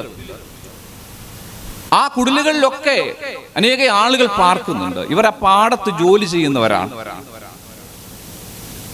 എൻ്റെ അപ്പൻ്റെ ഒക്കെ കാര്യമാണ് ഞാനീ പറയുന്നത്. അവർ ഈ തുരുത്തിലാണ് പാർക്കുന്നത്. മറ്റനേക ആളുകൾ ഈ 4 ദിക്കിലും താമസിക്കുന്നുണ്ട്. സൂര്യൻ ഉദിക്കുന്നതിന് മുൻപേ പാടത്തിറങ്ങി സൂര്യൻ അസ്തമിച്ചാലും കയറിപ്പോകുവാൻ സാധിക്കാത്ത തരത്തിൽ ചേറ്റിലും ചേറിലും മാടുകളെ പോലെ പണിയെടുത്തതായ ഒരു ജനതതി. ഈ പ്രദേശത്ത് വന്ന് ഞാൻ ആ ചരിത്രമൊന്നും വിളമ്പേണ്ടതായിട്ടില്ല. അങ്ങനെ ജോലി ചെയ്ത ഒരു കൂട്ടം ആളുകൾ, വളരെ പരിക്ഷീണരായ ആളുകൾ, അവർ രാത്രിയായി കഴിയുമ്പോൾ ഏറെ ഇരുട്ടി ജോലി കഴിഞ്ഞ് കൂലിക്കായിട്ട് പോയി നിൽക്കുന്ന ഒരു നിൽപ്പുണ്ട്. ഉത്തരവാദിത്തപ്പെട്ട ഒരാൾ വന്ന് കൂലി കൊടുക്കും. അത് നെല്ലാണ്. അത് മുണ്ടിന്റെ മടിക്കുത്തിൽ വാങ്ങി ഏകദേശം 11 മണി 12 മണിയോട് അടുക്കുമ്പോൾ വീട്ടിലേക്ക് വന്ന് വറുത്തു കുത്തി കഞ്ഞി വെച്ച് കുഞ്ഞുങ്ങൾക്ക് കൊടുത്ത് അതിനുശേഷം ഈ പാവങ്ങൾ വിശ്രമിക്കാൻ തുടങ്ങുകയല്ല. ഇവർ ചെയ്യുന്നത് ആ രാത്രിയിൽ മറ്റൊരു തയ്യാറെടുപ്പിലാണ്. തെക്കും വടക്കും കിഴക്കുമായി 3 ദിക്കുകൾ. ചെറിയ മിന്നാമിനുങ്ങ് പോലെയുള്ള വെട്ടങ്ങൾ അവിടെ നിന്ന് ഈ 3 ദിക്കിൽ നിന്നും ചിതറി ഇറങ്ങും. എന്നിട്ടോ ഈ വെട്ടങ്ങളെല്ലാം ചിതറി ചിതറി ഞങ്ങൾ താമസിക്കുന്ന, എന്റെ പിതാക്കന്മാർ താമസിച്ച ആ തുരുത്തിലേക്ക് വരും. അവിടെ വന്നതിന് ശേഷം നിരനിരയായി വെട്ടങ്ങൾ സാറെ പടിഞ്ഞാറേക്ക് സഞ്ചരിക്കും. നനഞ്ഞ ഈ പുഞ്ചപ്പാടത്തെ വരമ്പ് ചവിട്ടി പടിഞ്ഞാറേക്ക് പോവുകയാണ് രാത്രിയിൽ, അർദ്ധരാത്രിയിൽ. ഈ വെട്ടങ്ങളെല്ലാം ചൂട്ടുകറ്റകളാണ്.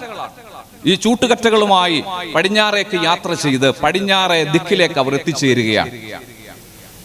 അവിടെ ചെന്ന് കഴിയുമ്പോൾ കയ്യിലിരിക്കുന്ന ചൂട്ടുകറ്റകളെല്ലാം അവിടെ ഒരു മാലിക്ക് കുത്തിക്കെടുത്തി വെച്ച് ദൈവത്തിന്റെ വചനം കേൾക്കുവാൻ പ്രഭാതം മുതൽ ഈ അർദ്ധരാത്രി വരെയും അധ്വാനിച്ച പാവങ്ങളായ മനുഷ്യർ ദൈവത്തിന്റെ വചനം കേൾക്കുവാൻ അവർ തൊട്ടടുത്തുള്ള ഒരു തെങ്ങിൻ തോപ്പിലേക്ക് അവർ കയറുകയാണ്. അവിടെ ഒരു റാന്തലം കത്തിച്ചു വെച്ച് വൃദ്ധനായ ഒരു സുവിശേഷകൻ അവിടെ ഇരിപ്പുണ്ട്. ആ പാതിരാത്രിക്ക് ദൈവത്തിന്റെ വചനം അവർ കേട്ടു. ആ പ്രദേശത്ത് 1-2 പള്ളികൾ ഉയർന്നു കേട്ടോ. എന്താണ് അതിന്റെ ബാക്കി പത്രം എന്ന് ചോദിച്ചാൽ, ആ ചൂട്ടുകറ്റയുടെ പിന്നാലെ പോയ ഒരു പിതാവിന്റെ മകനാണ് ഞാൻ എന്നതാ. Price the Lord.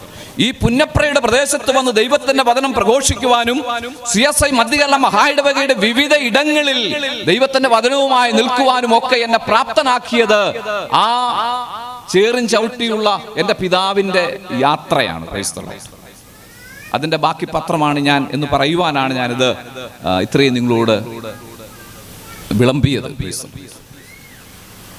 അപ്പോൾ വെട്ടങ്ങൾ മുമ്പേ പറഞ്ഞതുപോലെ ദൈവത്തിന്റെ വചനം കേട്ട് തിരികെ പോകുമ്പോൾ ചെറുവെട്ടങ്ങളുമായി വേണാട്ടുകാട്ടിലേക്ക് നമ്മുടെ പ്രിയപ്പെട്ടവർ പോയെങ്കിൽ, തലവടിയുടെ പ്രദേശത്തേക്ക് പല ആളുകളും അർദ്ധരാത്രിക്ക് ചൂട്ടുകറ്റകൾ ആളിക്കത്തിച്ചുകൊണ്ട് മടങ്ങിപ്പോയെങ്കിൽ ആ ആളലിന്റെ ബാക്കി പത്രമാണ് എന്നെ പോലെയുള്ള ആളുകൾ. നിങ്ങളുടെയൊക്കെ മുൻപിൽ ദൈവത്തിന്റെ വചനം പറയുമ്പോൾ വളരെ നിസ്സാരമായിട്ടൊന്നും പറഞ്ഞു പോകുവാനായിട്ട് പറ്റത്തില്ല.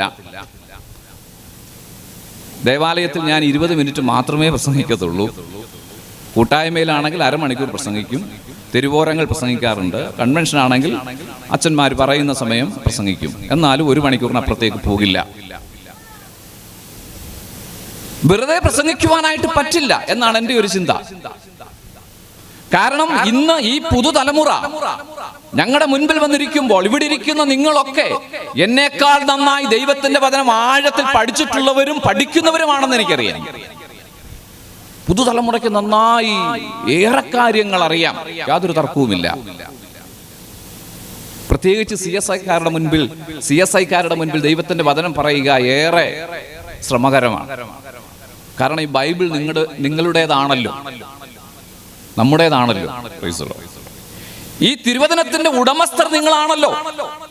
മുമ്പേ ഞാൻ പറഞ്ഞതുപോലെ പ്രാർത്ഥിക്കുമ്പോൾ പിതാക്കന്മാരിലൂടെ പകർന്നു കിട്ടിയ ദൈവിക സ്നേഹവും കരുതലും ഞാൻ ഓർക്കാറുണ്ട്. അവർ ചവിട്ടിപ്പോയ നനഞ്ഞ പുഞ്ചയുടെ വരമ്പുകളായിരുന്നെങ്കിലും ചുട്ടുപൊള്ളിക്കുന്നതായ ജീവിതാനുഭവമായിരുന്നു. അത് ഓർക്കാറുണ്ട്. അതുപോലെ തന്നെ ദൈവത്തിന്റെ വചനം വായിക്കുമ്പോൾ ക്ലോഡിയസ് ബുക്കാനനെയും ഹെർമൻ കുണ്ടറ്റിനെയും ബെഞ്ചമിൻ ബേലിയെയും ഒന്നും മറന്ന് ദൈവത്തിന്റെ വചനം വായിക്കുവാൻ നമുക്കാർക്കും ആവില്ല. Price the Lord. അതുകൊണ്ട് നിങ്ങളുടെ മുൻപാകെ നിൽക്കുമ്പോൾ ഏറെ പ്രാർത്ഥനയോടെയാണ് നിൽക്കുന്നത്. ആദിയിൽ നിന്ന് തുടങ്ങി വെളിപാട് പുസ്തകത്തിൽ ആമേൻ എന്ന് അവസാനിക്കുന്നത് വരെയുള്ളതായ എല്ലാ വാക്യങ്ങളും നിങ്ങൾക്ക് പരിചിതമാണ്. ഞാനൊരു വാക്യം വായിക്കാൻ പറഞ്ഞാൽ നോക്കൂ, ഞാനിവിടെ ദാനിയേൽ പ്രവചനം 12-ാം അധ്യായം 2-3 എന്ന് പറഞ്ഞപ്പോഴേ ഇവിടെ ഇരുന്ന് ഐസക് സാർ അതിന്റെ വാക്യങ്ങൾ പറയുവാനായിട്ട് തുടങ്ങി. നിങ്ങളിലും പല ആളുകളും അത് പറഞ്ഞിട്ടുണ്ടാവും. ദാനിയേൽ പ്രവചനം അവസാന വാക്യം എന്ന് പറയുമ്പോൾ തന്നെ നിങ്ങൾ ആ വാക്യം നിങ്ങൾ മനസ്സിൽ പറയും. ഞാൻ എന്ത് പറയാൻ ഉദ്ദേശിക്കുന്നുവെന്ന് നിങ്ങൾക്കറിയാം. ഇതിന്റെ തിയോളജി, ദൈവശാസ്ത്രവും ഇതിന്റെ ആശയങ്ങളും എല്ലാം നിങ്ങൾക്ക് പരിചിതമാണ്. അതുകൊണ്ട് നിങ്ങൾക്കറിയാവുന്ന ചില ചിന്തകൾ മാത്രം ഒന്നിച്ചു പറഞ്ഞ് ഇന്നത്തെ വചന ശുശ്രൂഷ അവസാനിപ്പിക്കാം എന്ന് ഞാൻ ആഗ്രഹിക്കുകയാണ്. പ്രാർത്ഥനയോടെ ഒപ്പം ചേരണമേ. ഒന്നും കൂടെ നമ്മളുടെ താക്കോൽ വാക്യം വായിക്കാം. നിലത്തിലെ പൊടിയിൽ നിദ്ര കൊള്ളുന്നവരിൽ പലരും ചിലർ നിത്യജീവനായും ചിലർ ലജ്ജയ്ക്കും നിത്യനിന്ദയ്ക്കുമായും ഉണരും. എന്നാൽ ബുദ്ധിമാന്മാർ ആകാശമണ്ഡലത്തിന്റെ പ്രഭ പോലെയും പലരെയും നീതിയിലേക്ക് എത്തിരിക്കുന്നവർ നക്ഷത്രങ്ങളെ പോലെയും എന്നും എന്നേക്കും പ്രകാശിക്കും. Praise the lord. അവസാന വാക്യം, നീയോ അവസാനം വരുവോളം പോയി വിശ്രമിക്ക, കലാവസാനത്തിങ്കിൽ നിന്റെ ഓഹരി ലഭിപ്പാൻ നീ എഴുന്നേറ്റു വരും. Price the Lord. ദാനിയേൽ പ്രവചന പുസ്തകം പഴയ നിയമത്തിൽ ഏറ്റവും അവസാനം എഴുതപ്പെട്ട ഒരു പുസ്തകമാണ്. അരാമ്യ, ഹീബ്രു ഭാഷകളിലാണ് ദാനിയേൽ പ്രവചനം എഴുതിയത് എന്ന് പറയുന്നു. ദാനിയേൽ പ്രവചന പുസ്തകത്തിലെ സ്വപ്നവും അതിന്റെ വ്യാഖ്യാനവും എല്ലാം ഹീബ്രു ഭാഷയിൽ എഴുതിയെന്നും ബാക്കി സംഭവങ്ങളെല്ലാം ഒരു നാടോടി കഥ പോലെ അന്ന് അവിടെ പ്രചാരത്തിലിരുന്നു എന്നും അത് പിന്നീട് അരാമ്യ ഭാഷയിലേക്ക് എഴുതി വേദപുസ്തകത്തോട് ചേർത്തു എന്നുമാണ് പണ്ഡിത മതം. എന്തായാലും ഒരു കാര്യം വളരെ വ്യക്തമാണ്. ദേവാലയത്തിന്റെ തകർച്ച പറഞ്ഞുകൊണ്ടാണ് ദാനിയേലിന്റെ പുസ്തകം ആരംഭിക്കുന്നത്. നിങ്ങൾ ശ്രദ്ധിച്ചിട്ടുണ്ടോ? യെരൂശലേം ദേവാലയത്തിന്റെ തകർച്ചയെ വർണ്ണിച്ചുകൊണ്ടാണ് ദാനിയേൽ പ്രവചന പുസ്തകം തുടങ്ങുന്നത്. യഹൂദ രാജാവായ യഹോയാക്കീമിന്റെ വാഴ്ചയുടെ 3-ാം ആണ്ടിൽ ബാബേൽ രാജാവായ നെബൂഖദ്നേസർ യെരൂശലേമിലേക്ക് വന്ന് അതിനെ നിരോധിച്ചു. ഇതാണ് ഒന്നാമത്തെ വാക്യം. യഹൂദ രാജാവായ യഹോയാക്കീമിന്റെ വാഴ്ചയുടെ 3-ാം ആണ്ടിൽ ബാബേൽ രാജാവായ നെബൂഖദ്നേസർ യെരൂശലേമിലേക്ക് വന്ന് അതിനെ നിരോധിച്ചു.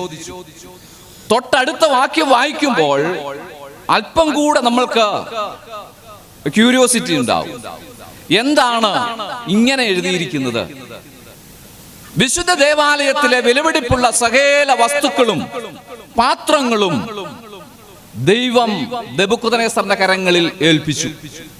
അവൻ അതിനെ ശീനാർ ദേശത്ത് ബാബേലിലുള്ള തന്റെ ദേവന്റെ ക്ഷേത്രത്തിൽ കൊണ്ടുചെന്ന് പ്രതിഷ്ഠയായി വെച്ചു. ഒന്ന് ആലോചിച്ച് നോക്കിക്കേ.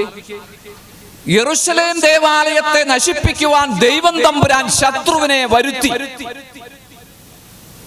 വേദപുസ്തകത്തിൽ യെരൂശലേം ദേവാലയത്തോളം മഹത്വമുള്ള മറ്റൊരു ദേവാലയത്തെയും നമുക്ക് കാണാൻ പറ്റില്ല. എന്നാൽ വേദപുസ്തകം നമ്മൾ ഇങ്ങനെ വായിക്കുന്നു: ദൈവം തമ്പുരാൻ ഇറങ്ങി വന്ന യെരൂശലേം ദേവാലയം, ദൈവിക മഹത്വം ഇറങ്ങി വന്ന യെരൂശലേം ദേവാലയത്തെ നശിപ്പിക്കുവാൻ ദൈവം തമ്പുരാൻ തന്നെ ശത്രുവിനെ വരുത്തി. എന്തുകൊണ്ട്? യെരൂശലേം ദേവാലയത്തിന്റെ മഹത്വം വളരെ വലുതായിരുന്നു. ഈ യെരൂശലേം എന്ന് പറയുന്ന സ്ഥലം, ഞാൻ പറഞ്ഞതുപോലെ നിങ്ങൾക്ക് അറിയാവുന്നതാണ് ഇതെല്ലാം, എങ്കിലും ഒന്നിച്ചു പറഞ്ഞു പോവുകയാണ്. ദാവീദ് രാജാവ് അധിവാസം ഉറപ്പിച്ച ഒരു സ്ഥലമായിരുന്നു യെരൂശലേം. ഇന്നിവിടെ വായിച്ച സങ്കീർത്തനത്തിൽ പറഞ്ഞിരിക്കുന്നു, യെരൂശലേം പർവ്വതങ്ങളാൽ ചുറ്റപ്പെട്ടിരിക്കുന്നു. അനേക മലകളുടെ നടുവിൽ അല്പം ഉയർന്നിരിക്കുന്ന വിശാലമായ ഒരു കുന്നിൻ പ്രദേശമാണ് യെരൂശലേം. അതിന്റെ ദിക്ക് പറഞ്ഞാൽ കിഴക്ക് ഭാഗത്തായി പുതിയ നിയമത്തിൽ നമുക്ക് ഏറെ പരിചയമുള്ള കിദ്രോൻ തോടും അതിനപ്പുറത്ത് എന്റെ നാഥൻ പ്രാർത്ഥിച്ച ഗത്സമനയും ആണ്. അതിന്റെ അല്പം വടക്കുമാറി ഈ ഉയർന്നു നിൽക്കുന്ന യെരൂശലേമിനേക്കാൾ അല്പം കൂടെ ഉയരത്തിലുള്ള ഒലിവ് മലനിരകൾ ഉണ്ട്. ഈ ഒലിവ് മലനിരകൾ മഴമേഘങ്ങളെ തടഞ്ഞു നിർത്തി യെരൂശലേമിൽ ധാരാളം മഴ കൊടുക്കുന്നുണ്ട്. അതുകൊണ്ട് തന്നെ വിശാലമായി ഉയർന്നു നിൽക്കുന്ന ഈ കുന്നിൻ പ്രദേശം അവിടെ ഗോതമ്പ് കൃഷിക്ക് ഉപയുക്തമാണ്. അനേക ആളുകൾ അവിടെ ഗോതമ്പ് കൃഷി ചെയ്യുന്നുണ്ട്. ഉപദേശി പറഞ്ഞു വരുന്നത് എന്താണെന്നറിയാമോ? എങ്ങനെ യെരൂശലേം ദേവാലയം സ്ഥിതി ചെയ്യുന്ന സ്ഥലം ഈ ദേവാലയത്തിനായി കിട്ടി എന്നാണ്. അപ്പൊ അവിടെ ഗോതമ്പ് വയലുകളാണ്. ഈ ഗോതമ്പ് വയലുകളിലേറെയും യെബൂസ്യനായ ഓർനാൻ എന്ന് പറയുന്ന ആളിന്റെ ഉടമസ്ഥതയിലുള്ളതാണ്.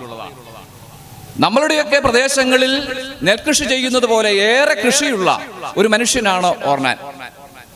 ഇയാൾ ഈ പറയപ്പെട്ടതുപോലെ മഴ വരുന്നതായ സമയമൊക്കെ നോക്കി ധാരാളം കൃഷി ഇറക്കും. ഈ ഗോതമ്പ് എല്ലാം കൊയ്തെടുത്ത് അത് പ്രത്യേകമായി മെതിക്കുവാൻ കൊണ്ടുവെക്കുന്ന ഒരു സ്ഥലമുണ്ട്. വേദപുസ്തകത്തിൽ അതിന് ഓർനാന്റെ ഗോതമ്പ് കളം എന്നാ പറഞ്ഞിരിക്കുന്നത്. അങ്ങനെ വിശാലമായ ഒരു കളമുണ്ട്. ആ കളത്തിൽ അനേക ആളുകൾ ഒന്നിച്ചു കൂടാറുണ്ട്. ഓർനാൻ വന്ന് നേതൃത്വം കൊടുക്കാറുണ്ട്. അങ്ങനെ ഇരിക്കെ ഞാൻ പറഞ്ഞല്ലോ, ദാവീദ് രാജാവ് അധിവാസം ഉറപ്പിച്ചിട്ടുണ്ട്. അപ്പോൾ രാജാവ് തന്റെ സഹായിയായിരിക്കുന്ന യോവാബാം എന്ന് പറയുന്ന ആളിനോട് പറയുകയാണ്, നീ ഇപ്പോൾ സകല ജനത്തിന്റെയും കണക്കൊന്നെടുക്കണം. ഗാദ് ദേശം മുതൽ ബർശേബ വരെയുള്ളതായ, ഗാദ് താഴ്വര മുതൽ ബർശേബ വരെയുള്ളതായ സകല ജനത്തിന്റെയും കണക്കെടുത്തു കൊണ്ടുവരുവാൻ പറയുമ്പോൾ ഈ യോവാബാം പറയുന്നുണ്ട്, രാജാവേ, അത് സർവശക്തനായ യഹോവയ്ക്ക് ഹിതകരമല്ല. ദൈവം പറഞ്ഞിട്ടുണ്ട്, ഞാൻ ജനത്തെ വർദ്ധിപ്പിക്കും, ആരും അത് കണക്കെടുക്കാൻ പാടില്ല എന്ന് പറഞ്ഞിട്ടുണ്ട്. എന്നാൽ രാജാവ് പറയുകയാണ്, എനിക്ക് കണക്കെടുത്തേ മതിയാകൂ. യഹോവയല്ല പറയുന്നത്, രാജാവാണ് പറയുന്നത്, യോവാബാമേ നീ അത് ചെയ്യണം എന്ന് പറയുന്നത്. ഇഷ്ടമില്ലാത്ത മനസ്സുമായി കണക്കെടുക്കുവാൻ യോവാബാമും അദ്ദേഹത്തിന്റെ കൂടെയുള്ള ആളുകളും പോവുകയാണ്. ഈ പറയപ്പെട്ട ഗാദ് താഴ്വര മുതൽ ബേർശേബ വരെ അവർ കണക്കെടുക്കുന്നുണ്ട്. എന്നാൽ ഇത് രാജാവിന്റെ അവിവേകമാണെന്ന് കൃത്യമായി അറിയാമായിരുന്ന ഈ യോവാബാം ലേവി ഗോത്രവും ബെന്യാമിൻ ഗോത്രത്തെ എല്ലാം കണക്കെടുക്കാതെ അങ്ങ് മാറ്റിക്കളയുകയാണ്.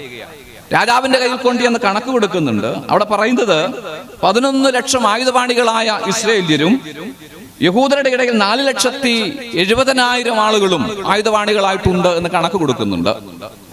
എന്നാൽ ദാവീദ് രാജാവിന്റെ പ്രവൃത്തിയെ ഇഷ്ടപ്പെടാത്ത സർവശക്തനായ യഹോവ വെറുതെ ഇരുന്നില്ല. ദാവീദിനോട് സംസാരിക്കുവാൻ യഹോവ മടി കാണിച്ചു.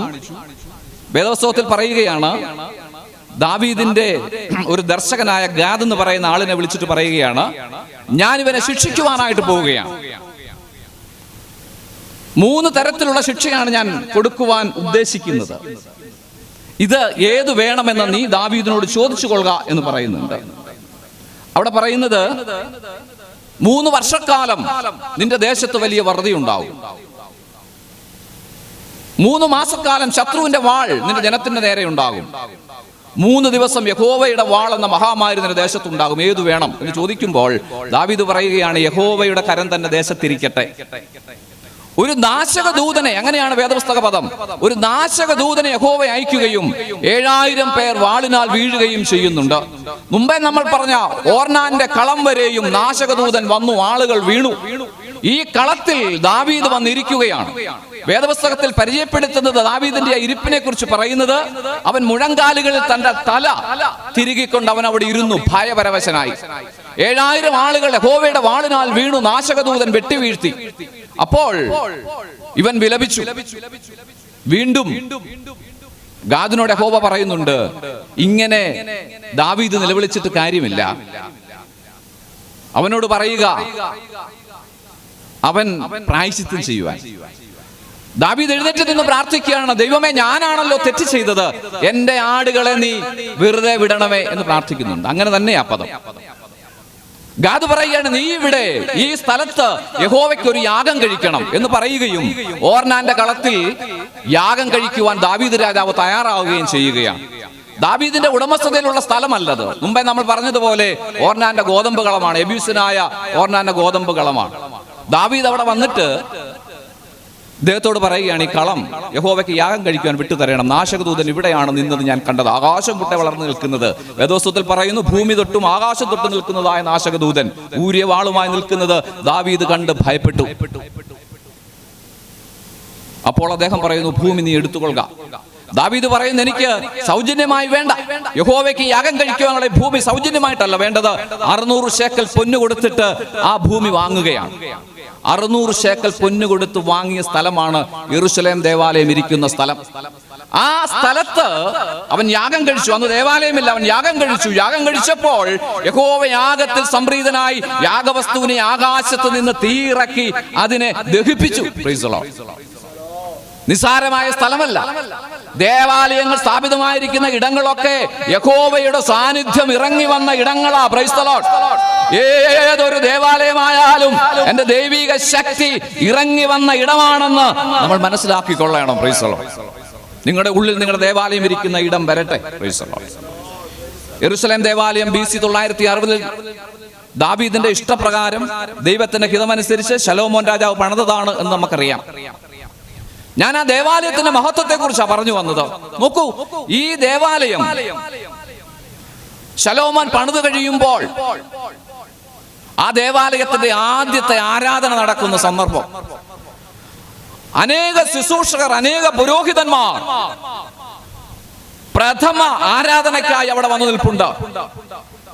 അനേക ആളുകൾ താളമേളങ്ങൾ എടുത്ത് ദൈവത്തെ പാടി സ്തുതിക്കുകയാണ്.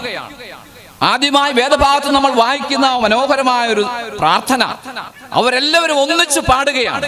അവൻ നല്ലവനല്ലോ, അവന്റെ ദയ എന്നേക്കുമുള്ളത്.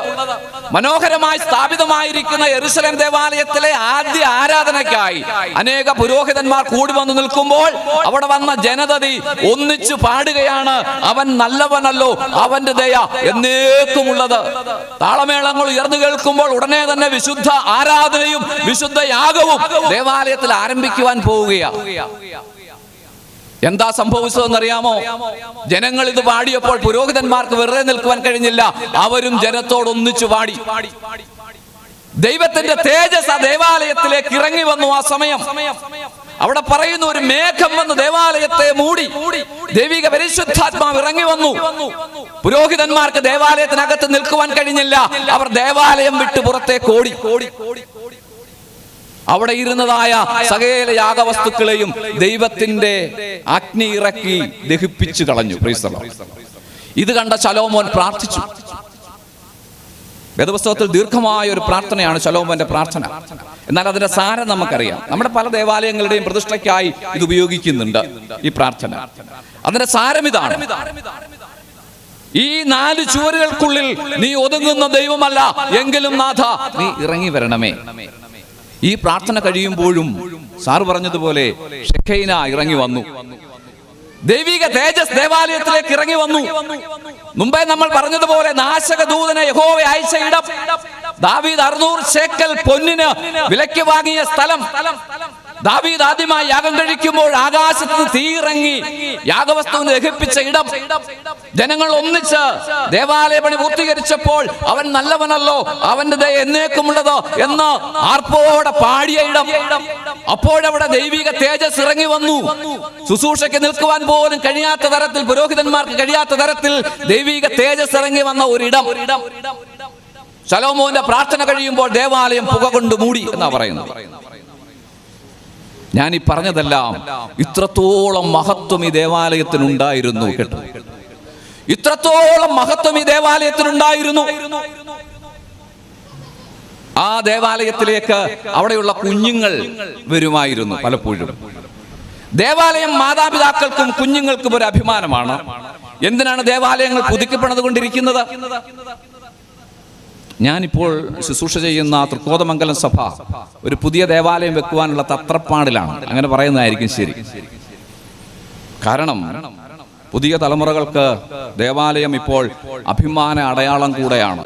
സാറി പറയുന്നത് വേദപുസ്തകവുമായി അതിൻ്റെ ലോജിക്ക് അത്ര ശരിയാകുന്നില്ലല്ലോ എന്ന് ചിന്തിക്കരുത്. അത് ശരിയാണെന്നാണ് എൻ്റെ പക്ഷം. പുതിയ തലമുറയ്ക്ക് അഭിമാനത്തോടെ ചൂണ്ടിക്കാണിക്കുവാൻ കഴിയുന്നതാകണം ദേവാലയങ്ങൾ. ഇവിടെ നിന്ന് ഇങ്ങനെ പരസ്യമായി പറയാൻ പറ്റുമോ എന്ന് എനിക്കറിയത്തില്ല. ചെറിയ ചെറിയ ദേവാലയങ്ങളിലൊക്കെ ഞങ്ങളൊക്കെ ആരാധന, എൻ്റെ ദേവാലയത്തെക്കുറിച്ച് ജയൻ സാറിനൊക്കെ അറിയാം. എൻ്റെ മാതൃസഭ തലവടി കുന്തിരിക്കൽ സഭയുടെ ഉപസഭയായ വാടക്കൽ സഭയാണ്. അവിടെയൊക്കെ ആളുകൾ വളരെ പരിമിതിയാണ്. പക്ഷെ ദേവാലയം വളരെ മഹത്വകരമാണ്. പുതിയ ദേവാലയമാണ്. 3 വർഷമേ ആയുള്ളൂ പുതിയ ദേവാലയം കൂദാശ ചെയ്യപ്പെട്ടിട്ട്. എത്ര വീട്ടുകാരുണ്ടെന്ന് ചോദിച്ചാൽ നിങ്ങൾ അത്ഭുതപ്പെടും. സാറേ 4 വീട്ടുകാരേ ഉള്ളൂ. 4 വീട്ടുകാരേ ഉള്ളൂ. അതിലൊരു വീട്ടുകാരായ ഞങ്ങൾ ഇങ്ങനെ ശുശ്രൂഷയ്ക്ക് പലയിടങ്ങളിലാണ്. പക്ഷെ അവിടെ ശുശ്രൂഷ ചെയ്യുന്ന ഉപദേശിമാരോട് ചോദിച്ചാൽ അവർ പറയും എന്തൊക്കെയായാലും സാമ്പത്തികമായി യാതൊരു പ്രയാസവുമില്ല. കുറച്ചാളുകൾ മാത്രമേ വരുന്നുള്ളൂ എങ്കിലും ആ ശുശ്രൂഷകനെ ശുശ്രൂഷിക്കുവാനും അദ്ദേഹത്തെ കൈത്താങ്ങുവാനും ഒക്കെ ഞങ്ങളുടെ സഭയ്ക്ക് കഴിയുന്നുണ്ട്. മനോഹരമായൊരു ദേവാലയം പുതിയത് തന്നെ വെച്ചു. ഞാൻ പറഞ്ഞത് പഴയ നാളുകളിലൊക്കെ ചെറിയ ചെറിയ ദേവാലയങ്ങളിൽ നമ്മൾ ആരാധനയ്ക്ക് പോകുമ്പോൾ നമ്മുടെ കുഞ്ഞുങ്ങളൊക്കെ പഠിച്ച് വലിയ ഉന്നതിയിലൊക്കെ ആയിക്കഴിയുമ്പോൾ കുറെ കൂടെ വലിയ വലിയ ഇടങ്ങളിൽ നിന്നൊക്കെ സാമ്പത്തികമായ സുരക്ഷിതത്വവും വിദ്യാഭ്യാസവുമുള്ള ഇടങ്ങളിൽ നിന്നൊക്കെ നമ്മൾ വിവാഹം കഴിക്കാറുണ്ട്. കല്യാണങ്ങൾ നടക്കുമ്പോൾ ചെറിയ പള്ളിയിൽ നടത്തുവാനായിട്ട് പല ആളുകൾക്കും പ്രയാസമുണ്ട്. ആരെയും കുറ്റം പറഞ്ഞിട്ടൊന്നും കാര്യമില്ല. വലിയ പള്ളികളിലേക്ക് പോകാറുണ്ട്. ഇവിടെ ഒന്നും അങ്ങനെ ഇല്ലായിരിക്കാം. ഞാൻ ഞങ്ങളുടെ ആ പ്രദേശത്തെക്കുറിച്ചാണ് പറഞ്ഞത്. പക്ഷേ ഈ പാവപ്പെട്ട എൻ്റെ കല്യാണം എൻ്റെ പുതിയ പള്ളിയല്ല, പഴയ പള്ളി വെച്ച് തന്നെയാണ് നടത്തിയത്. Price the Lord. എനിക്കത് വലിയ അഭിമാനമാണ്. ദേശക്കാരെയും രാഷ്ട്രീയക്കാരെയും തിരുമേനിയെയും അച്ഛനെയും എല്ലാം വിളിച്ച് കല്യാണം നടത്തുമ്പോൾ എനിക്ക് വലിയ അഭിമാനമാണ്. എൻ്റെ ശുശ്രൂഷകരൊക്കെ അവിടെ വരുന്നത്. എൻ്റെ ചെറിയ പള്ളി. ഞാൻ പറഞ്ഞത് ദേവാലയം പുതിയ തലമുറയ്ക്ക് അഭിമാനമാണ്. യെരൂശലേം ദേവാലയം അങ്ങനെ അഭിമാനത്തോടെ തല ഉയർത്തി നിൽക്കുകയാണ്. കുഞ്ഞുങ്ങൾ അതിന്റെ ഓരത്ത് വരാറുണ്ട്. മാതാപിതാക്കൾ ദേവാലയത്തോട് ചേർത്താണ് കുഞ്ഞുങ്ങളെ വളർത്തിയത്. അതുകൊണ്ട് ആ കുഞ്ഞുങ്ങളെല്ലാം ദേവാലയത്തിൽ സുരക്ഷിതരെന്ന് മാതാപിതാക്കൾ വിശ്വസിച്ചു. കുഞ്ഞുങ്ങളും അങ്ങനെ തന്നെ കരുതി. എന്നാൽ ഒരു ദിവസം കുഞ്ഞുങ്ങളൊക്കെ അവിടെ വരുമ്പോൾ അവർ കാണുന്നത് ഈ മഹത്വമായ അവരുടെ ദേവാലയം, അവരുടെ അഭിമാനമായിരുന്ന ദേവാലയം ശത്രു വന്ന് ഇടിച്ചു നിരത്തിയിരിക്കുന്നു. ഒരിക്കലും തകരില്ല എന്ന് കരുതിയ ദേവാലയം, ദൈവിക തേജസ് ഇറങ്ങി വന്ന ദേവാലയം ശത്രു വന്ന് തകർത്തു കളഞ്ഞു. ശത്രു വന്ന് തകർത്തു കളഞ്ഞു എന്ന് പറയുകയല്ല വേണ്ടത്. പരിശുദ്ധ ദേവാലയത്തെ തകർത്തു കളയുവാൻ ദൈവം തമ്പുരാൻ ശത്രുവിനെ വരുത്തി. ദൈവം തമ്പുരാൻ ശത്രുവിനെ വരുത്തി. ദൈവിക തേജസ് ഇറങ്ങി വന്ന പരിശുദ്ധ ദേവാലയത്തെ തകർത്തു കളയുവാൻ ദൈവം തന്നെ ശത്രുവിനെ വരുത്തി. എന്തുകൊണ്ട്? ആദ്യകാലങ്ങളിൽ ആരാധന ദൈവത്തിന് പ്രിയപ്പെട്ട ആരാധനകളായിരുന്നു. കുറെ കഴിഞ്ഞപ്പോൾ ആളുകൾ അവരവരുടെ ഇഷ്ടത്തിനനുസരിച്ച് ആരാധനയുടെ രീതികൾ മാറ്റി. ഞാൻ ഈ പറയുന്നത് നന്നായിട്ട് മനസ്സിലൊന്ന് ഗ്രഹിച്ചോണം. ആദ്യകാലങ്ങളിലെ ആരാധനകളെല്ലാം ദൈവത്തിന് പ്രസാദമുള്ള ആരാധനകളായിരുന്നു. എന്നാൽ കാലം കുറെ കഴിഞ്ഞപ്പോൾ പ്രാരംഭത്തിലെ ദൈവത്തിന് പ്രസാദമുള്ള ആരാധന കഴിച്ചതുകൊണ്ട് അതിന്റെ അനുഗ്രഹങ്ങൾ വാങ്ങി അനുഭവിച്ച ജനം കുറെ കഴിഞ്ഞപ്പോൾ ദൈവത്തിന് ഹിതകരമല്ലാത്ത ആരാധനാ രീതികൾ യെരൂശലേം ദേവാലയത്തിലേക്ക് കൊണ്ടുവന്നു. അവരുടെ ഇഷ്ടത്തിനനുസരിച്ച് ആരാധനാ ക്രമീകരണങ്ങൾ ചെയ്തു. വേദപുസ്തകം വായിച്ച് മനസ്സിലാക്കുമ്പോൾ നമ്മൾ കാണുന്നത് കിഴക്കോട്ട് തിരിഞ്ഞു നിന്ന് സൂര്യനെ നമസ്കരിക്കുകയും ദെമൂസ് ദേവിയുടെ പ്രതിമയെ അവിടെ കൊണ്ട് സ്ഥാപിക്കുകയും ചെയ്തപ്പോൾ ദൈവം യെരൂശലേം ദേവാലയത്തെ തകർക്കുവാൻ ശത്രുവിനെ വരുത്തി. ഞാൻ ഓർപ്പിക്കുന്നു,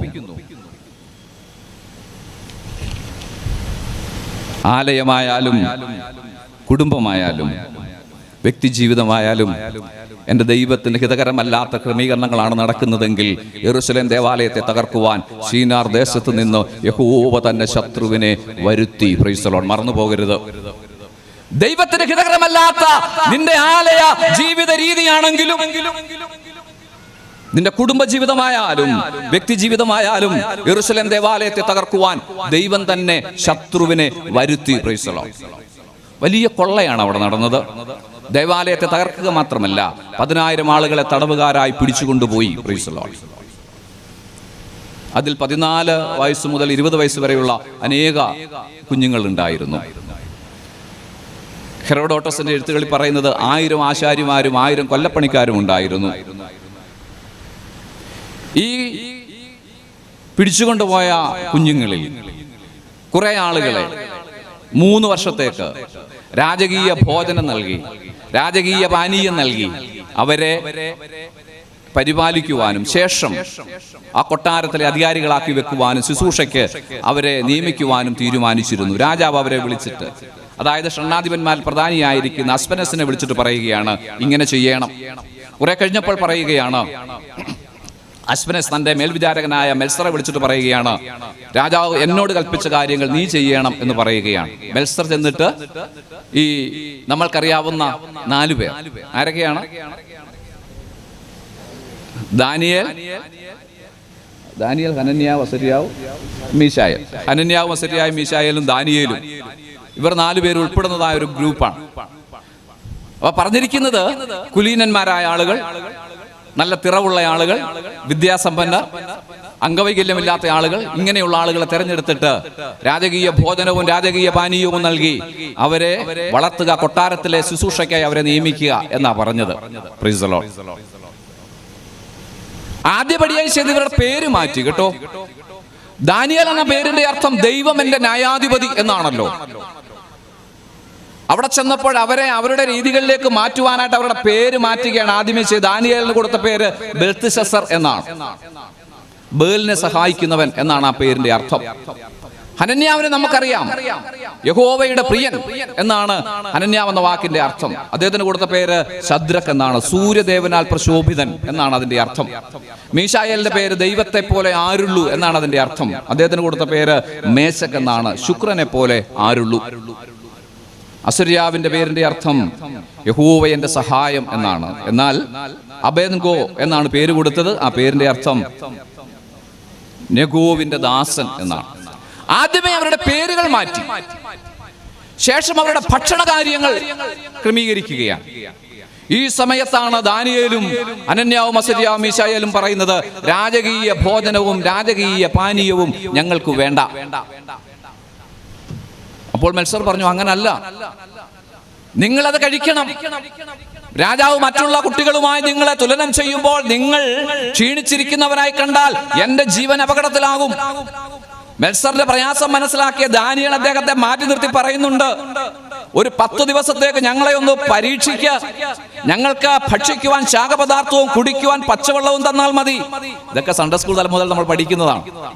ഞങ്ങൾക്ക് ഇങ്ങനെ തന്നാൽ മതി. അതിനുശേഷം ഞങ്ങളെ മറ്റുള്ള കുട്ടികളുമായി ഒന്ന് തൂക്കി നോക്കുക, തുലനം ചെയ്യുക എന്ന് പറയുന്നുണ്ട്. അപ്പോൾ മെൽസർ അങ്ങനെ തന്നെ ചെയ്യുകയും ഈ 4 പേരും മറ്റുള്ളവരെക്കാൾ മിടുക്കന്മാരായി, ആരോഗ്യമുള്ളവരായി, തിറവുള്ളവരായി കാണുകയും ചെയ്യുന്നുണ്ട്. ഇവരെ അവിടെ കൊട്ടാരത്തിൽ നിയമിക്കുകയാണ്. ഇതിനിടയ്ക്ക് ഒരു കാര്യം പറയാതെ പോവുക വയ്യ. നമ്മുടെ കുഞ്ഞുങ്ങളൊക്കെ പലപ്പോഴും നമ്മളുടെ ഇടം വിട്ട് മറ്റു പല ഇടങ്ങളിലേക്കും പോകുന്നുണ്ട്. വിദ്യാഭ്യാസത്തിനായിട്ടും ജോലിക്കുമായിട്ടും ഒക്കെ നമ്മുടെ കുഞ്ഞുങ്ങൾ നമ്മുടെ ദേശം വിട്ട് മറ്റു പല ഇടങ്ങളിലേക്കും പോകുന്നുണ്ട്. നോക്കൂ, ഇവിടെ ദാനിയേലും കൂട്ടരും തന്റെ ദേശം വിട്ട് മറ്റൊരു സ്ഥലത്ത് അവർ ആയിരിക്കുന്നു. തങ്ങളുടെ ദേവാലയത്തെ തകർത്തവന്റെ ഇടത്താണ് അവർ ആയിരിക്കുന്നത്. തങ്ങളുടെ ആത്മീകതയെ നശിപ്പിച്ചവന്റെ ഇടത്താണ് അവർ ആയിരിക്കുന്നത്. എന്നിട്ടും ആരും സഹായിക്കുവാനില്ല. എന്നിട്ടും ആലയത്തിൽ നിന്ന് കിട്ടിയതായ പഠനങ്ങളും അവിടുത്തെ ശീലങ്ങളും മാറ്റുവാൻ ആ കുഞ്ഞുങ്ങൾ തയ്യാറായില്ല. ഇതൊന്നും കൂടുതൽ വിശദീകരിച്ച് ഞാൻ പറയേണ്ടതായിട്ടില്ല. നോക്കൂ, അവിടെ പറയുകയാണ്, ദൂരെ ഒരു ദേശത്ത് പോയിട്ടും അപ്പനും അമ്മയും ഒക്കെ ദൂരെയാണ്. സുഹൃത്തുക്കളില്ല, ആരും ദേശത്തെ സുഹൃത്തുക്കൾ ആരും അറിയുന്നില്ല, അച്ഛൻ അറിയുന്നില്ല, ഉപദേശി അറിയുന്നില്ല, ആരുമില്ല. എന്നിട്ടും പ്രൈസ് ദി ലോർഡ്, ആലയത്തിൽ നിന്ന് കിട്ടിയതായ ശീലങ്ങളെ മാറ്റുവാൻ അവർ തയ്യാറാകുന്നില്ല. ഒരു കഥ പറയാം, നിങ്ങൾക്കറിയാവുന്നതാകാം. കോളേജിൽ പഠിക്കുന്നതായ ഒരു കുട്ടി, 19 വയസ്സുണ്ട്. അവനൊരു 5 സുഹൃത്തുക്കളുണ്ട്. ഇവർ 6 പേരും കൂടെ കോളേജിൽ നിന്ന് പോകുന്ന ഒരു ടൂറിന്, വിനോദയാത്രയിൽ ഇവരും പങ്കാളികളാണ്. അന്ന് രാത്രിയിൽ എല്ലാവർക്കും ഓരോ റൂം കൊടുക്കുന്നുണ്ട്. ഇവർ 6 പേരും ഒരു റൂമിലാണ്. അവിടെ ഇരിക്കുന്ന ആരുടെ മുഖം കാണാൻ വയ്യാത്തതുകൊണ്ട് നിങ്ങളുടെ എക്സ്പ്രഷൻ എങ്ങനെയാണെന്നും അറിയത്തില്ല കേട്ടോ, കേട്ടോ ഇങ്ങനെ അടിക്കുന്നു. അപ്പൊ ഇവർ 6 പേരും ഒരു റൂമിലാണ്. അപ്പോൾ ഇവന്മാരിൽ ഒരുത്തൻ രാത്രിയിൽ ഒരു മദ്യക്കുപ്പി എടുത്തു വെച്ചു. എന്നിട്ട് പറയുകയാണ്, നമുക്കല്പം കഴിക്കാം. അപ്പോൾ നമ്മൾ ആദ്യമേ പറഞ്ഞ ആ ഒരു കുട്ടിയുണ്ടല്ലോ, അവൻ പറയുകയാണ്, എനിക്ക് വേണ്ട. അവർ പറഞ്ഞു, നീ വിനോദയാത്രയുടെ സന്തോഷം കെടുത്തു, നീ കുടിച്ചേ പറ്റൂ. നമ്മൾ 6 പേരും സുഹൃത്തുക്കളാണ്, ഇന്ന് രാത്രി നമ്മൾ സന്തോഷിക്കും, നീ ഇത് കുടിച്ചേ പറ്റൂ. അവന്റെ കൂട്ടുകാർ അവരെ നിർബന്ധിക്കുകയാണ്. അവൻ പറഞ്ഞു, എനിക്കിത് വേണ്ട. ഗ്ലാസ്സിൽ ഒഴിച്ചു കൊടുത്തു, അവൻ കുടിക്കുന്നില്ല. അപ്പോൾ അവർ പറഞ്ഞു, മുമ്പേ ഞാൻ പറഞ്ഞതുപോലെ പറയുകയാണ്, നിന്റെ അപ്പനും അമ്മയും അറിയുന്നില്ല, നിന്റെ സഹോദരങ്ങൾ അറിയുന്നില്ല, ആരും അറിയുന്നില്ല, നമ്മൾ മാത്രമല്ലേ ഉള്ളൂ, കുടിക്കൂ പറയാം. അവൻ പറഞ്ഞില്ല, എനിക്ക് വേണ്ട. അവർ ഏറെ നിർബന്ധിച്ചിട്ടും, അവർ 5 പേരും കൂടെ ഏറെ നിർബന്ധിച്ചിട്ടും ഇവൻ മദ്യപിക്കുവാൻ കൂട്ടാക്കിയില്ല. അവസാനം അവർ 6 പേരും ഒരു പ്രാവശ്യം കൂടെ അവനെ നിർബന്ധിച്ചു. അവൻ വിറയാർന്ന കരങ്ങളോടെ ആ ഗ്ലാസ്സിലൊഴിച്ച മദ്യം എടുത്തു കുടിക്കുവാൻ തന്റെ ചുണ്ടോട് അടുപ്പിച്ചു. കുടിക്കാൻ പറ്റിയില്ല. അപ്പോൾ അവർ ദേഷ്യപ്പെട്ട് പറഞ്ഞു. ഒരുവൻ പറഞ്ഞു, ശരി, നീ കുടിക്കണ്ട, പക്ഷെ ഒരു കാര്യം നീ പറയണം. എന്താണെന്നറിയാമോ? എന്തുകൊണ്ട് നീ കുടിക്കുന്നില്ല? ഞങ്ങൾ 5 പേരും മദ്യപിക്കുവാൻ തയ്യാറാണ്, നീ എന്തുകൊണ്ട് കുടിക്കുന്നില്ല? അത് മാത്രം പറയുക, നീ കുടിക്കണ്ട. അവൻ പറഞ്ഞ മറുപടി കേട്ടോ സാറേ, അവൻ പറഞ്ഞ മറുപടി എന്താണെന്ന് അറിയാമോ? സുഹൃത്തുക്കളെ, നിങ്ങളെ വിഷമിപ്പിക്കണമെന്ന് എനിക്ക് താല്പര്യമില്ല. അതുകൊണ്ടാണല്ലോ ഞാൻ നിങ്ങൾ നിർബന്ധിച്ച് അത് കുടിക്കുവാൻ എടുത്തത്, എൻ്റെ ചുണ്ടോട് അടുപ്പിച്ചത്. പക്ഷെ എനിക്ക് പറ്റുന്നില്ല. കാരണം ഞാനിതെൻ്റെ ചുണ്ടോട് അടുപ്പിക്കുമ്പോൾ ഓരോ വീടാന്തരം കയറി ഇറങ്ങി നടക്കുന്ന വെള്ള ഷർട്ടും ഒരു കുടയും ഒരു ബൈബിളുമായി നടക്കുന്ന എൻ്റെ അപ്പൻ്റെ ചിത്രം എൻ്റെ ഉള്ളിലുണ്ട്. വീടാന്തരം കയറി ഇറങ്ങി നടക്കുന്ന ഒരു വെള്ള ഷർട്ടും മുണ്ടുമൊക്കെ എടുത്ത് കയ്യിലൊരു കാലം കൂടെയും ബൈബിളുമായി ഊരു ചുറ്റുന്ന എൻ്റെ അപ്പൻ്റെ ഉപദേശിയുടെ പടം എൻ്റെ ഉള്ളിലുള്ളത് കൊണ്ട് എനിക്കിത് ചെയ്യാനായിട്ട് പറ്റില്ല. Price the lord. ഒരു കാര്യം ഞാൻ പറയാം. പ്രാർത്ഥിക്കുന്ന അപ്പൻ്റെയും അമ്മയുടെയും മക്കൾ അവർ എത്ര ദൂരത്തായാലും, അത് പഠനത്തിന് പോയാലും ജോലിക്ക് പോയാലും, നിങ്ങളുടെ പ്രാർത്ഥനയാൽ ആ കുഞ്ഞുങ്ങൾ സുരക്ഷിതരാണ്. Price the Lord. മറന്നു പോകരുത്, നിന്റെ പ്രാർത്ഥന നിന്റെ കുഞ്ഞിനൊരു വലിയ കോട്ടയാണ്. അവൻ എത്ര ദൂരം താണ്ടിപ്പോയാലും നിന്റെ പ്രാർത്ഥനയാൽ അവൻ സുരക്ഷിതനാണ്. Price the Lord. അതുകൊണ്ട് ഇന്നു മുതൽ സന്തോഷത്തോടെ, ആത്മവിശ്വാസത്തോടെ, നിറഞ്ഞ ഹൃദയത്തോടെ കുഞ്ഞുങ്ങൾക്ക് വേണ്ടി പ്രാർത്ഥിച്ചോണം. ഒരു ശത്രുവും നിന്റെ പൈതലിന്റെ നേരെ അടുത്തു വരികയില്ല. ദൈവം തമ്പുരാൻ ദൂതന്മാരെ അയച്ച് അവരെ കാവൽ ചെയ്യും. Price the Lord. നോക്കൂ, അതിനുശേഷം അവിടെ നടക്കുന്ന വലിയൊരു സംഭവമുണ്ട്. നെബൂഖദ്നേസർ രാജാവ് ദൂരാ സമഭൂമിയിൽ ഒരു സ്വർണ്ണബിംബത്തെ പൊന്നുകൊണ്ടുണ്ടാക്കി നിർത്തുന്നുണ്ട്. 60 മുഴം ഉയരവും 6 മുഴം വീതിയുമുള്ള ഒരു ബിംബത്തെ ഉണ്ടാക്കി അവിടെ നിർത്തുന്നുണ്ട്. Price the Lord.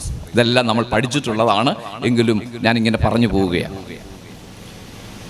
എന്നിട്ട് രാജാവിന്റെ കൽപ്പന, ഈ 60 മുഴം ഉയരമുള്ള 6 മുഴം വീതിയുള്ള പൊന്നുകൊണ്ട് നിർമ്മിച്ച ദൂരാ സമഭൂമിയിൽ നിർത്തിയിരിക്കുന്ന ഈ ബിംബത്തെ സകല വാദ്യഘോഷങ്ങളും ഉയർന്നു കേൾക്കുമ്പോൾ സകല ജനവും വീണ് നമസ്കരിക്കണം.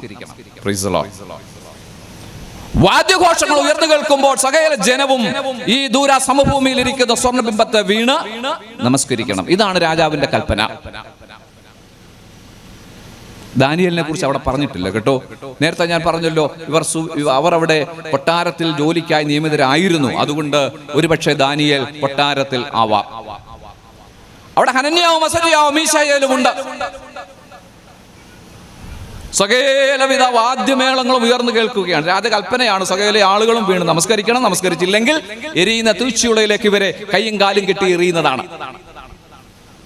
സകല വാദ്യമേളങ്ങളും ഉയർന്നു കേട്ടു. വേദപുസ്തകത്തിൽ പറയുന്നു, തപ്പ്, തമ്പുരു, കുഴല്, സകല വാദ്യമേളങ്ങളും ഉച്ചത്തിൽ ഉയർന്നു കേട്ടപ്പോൾ സകല ആളുകളും ഈ ബിംബത്തെ വീണ് നമസ്കരിച്ചു. 3 പേർ നിവർന്നു നിൽക്കുകയാണ്. Price the Lord. നിങ്ങൾ ആ ചിത്രം മനസ്സിലൊന്ന് കണ്ടേ. ഘോഷകൻ ഉച്ചത്തിൽ പറയുകയാണ്, സകല വാദ്യമേളങ്ങളും ഉയർന്നു കേൾക്കട്ടെ. സകല മേളങ്ങളും ഉയർന്നു കേൾക്കുമ്പോൾ സകല ജനതയും ആ ബിംബത്തെ വീണ് നമസ്കരിക്കുമ്പോൾ 3 പേർ മാത്രം നിവർന്നു നിൽക്കുകയാണ്. 2 പ്രാവശ്യവും ഞാൻ പറഞ്ഞ പദം നിവർന്നു നിൽക്കുകയാണ് എന്നാണ്. നിവർന്നു നിൽക്കുകയാണ്. 3 പേർ നിവർന്നു നിൽക്കുകയാണ്. രാജാവിനു ഇവരോട് ഏറെ ഇഷ്ടമുണ്ടായിരുന്നു. അതുകൊണ്ട് രാജാവ് പറയുകയാണ്, ഒരവസരം കൂടെ നിങ്ങൾക്ക് തരാം.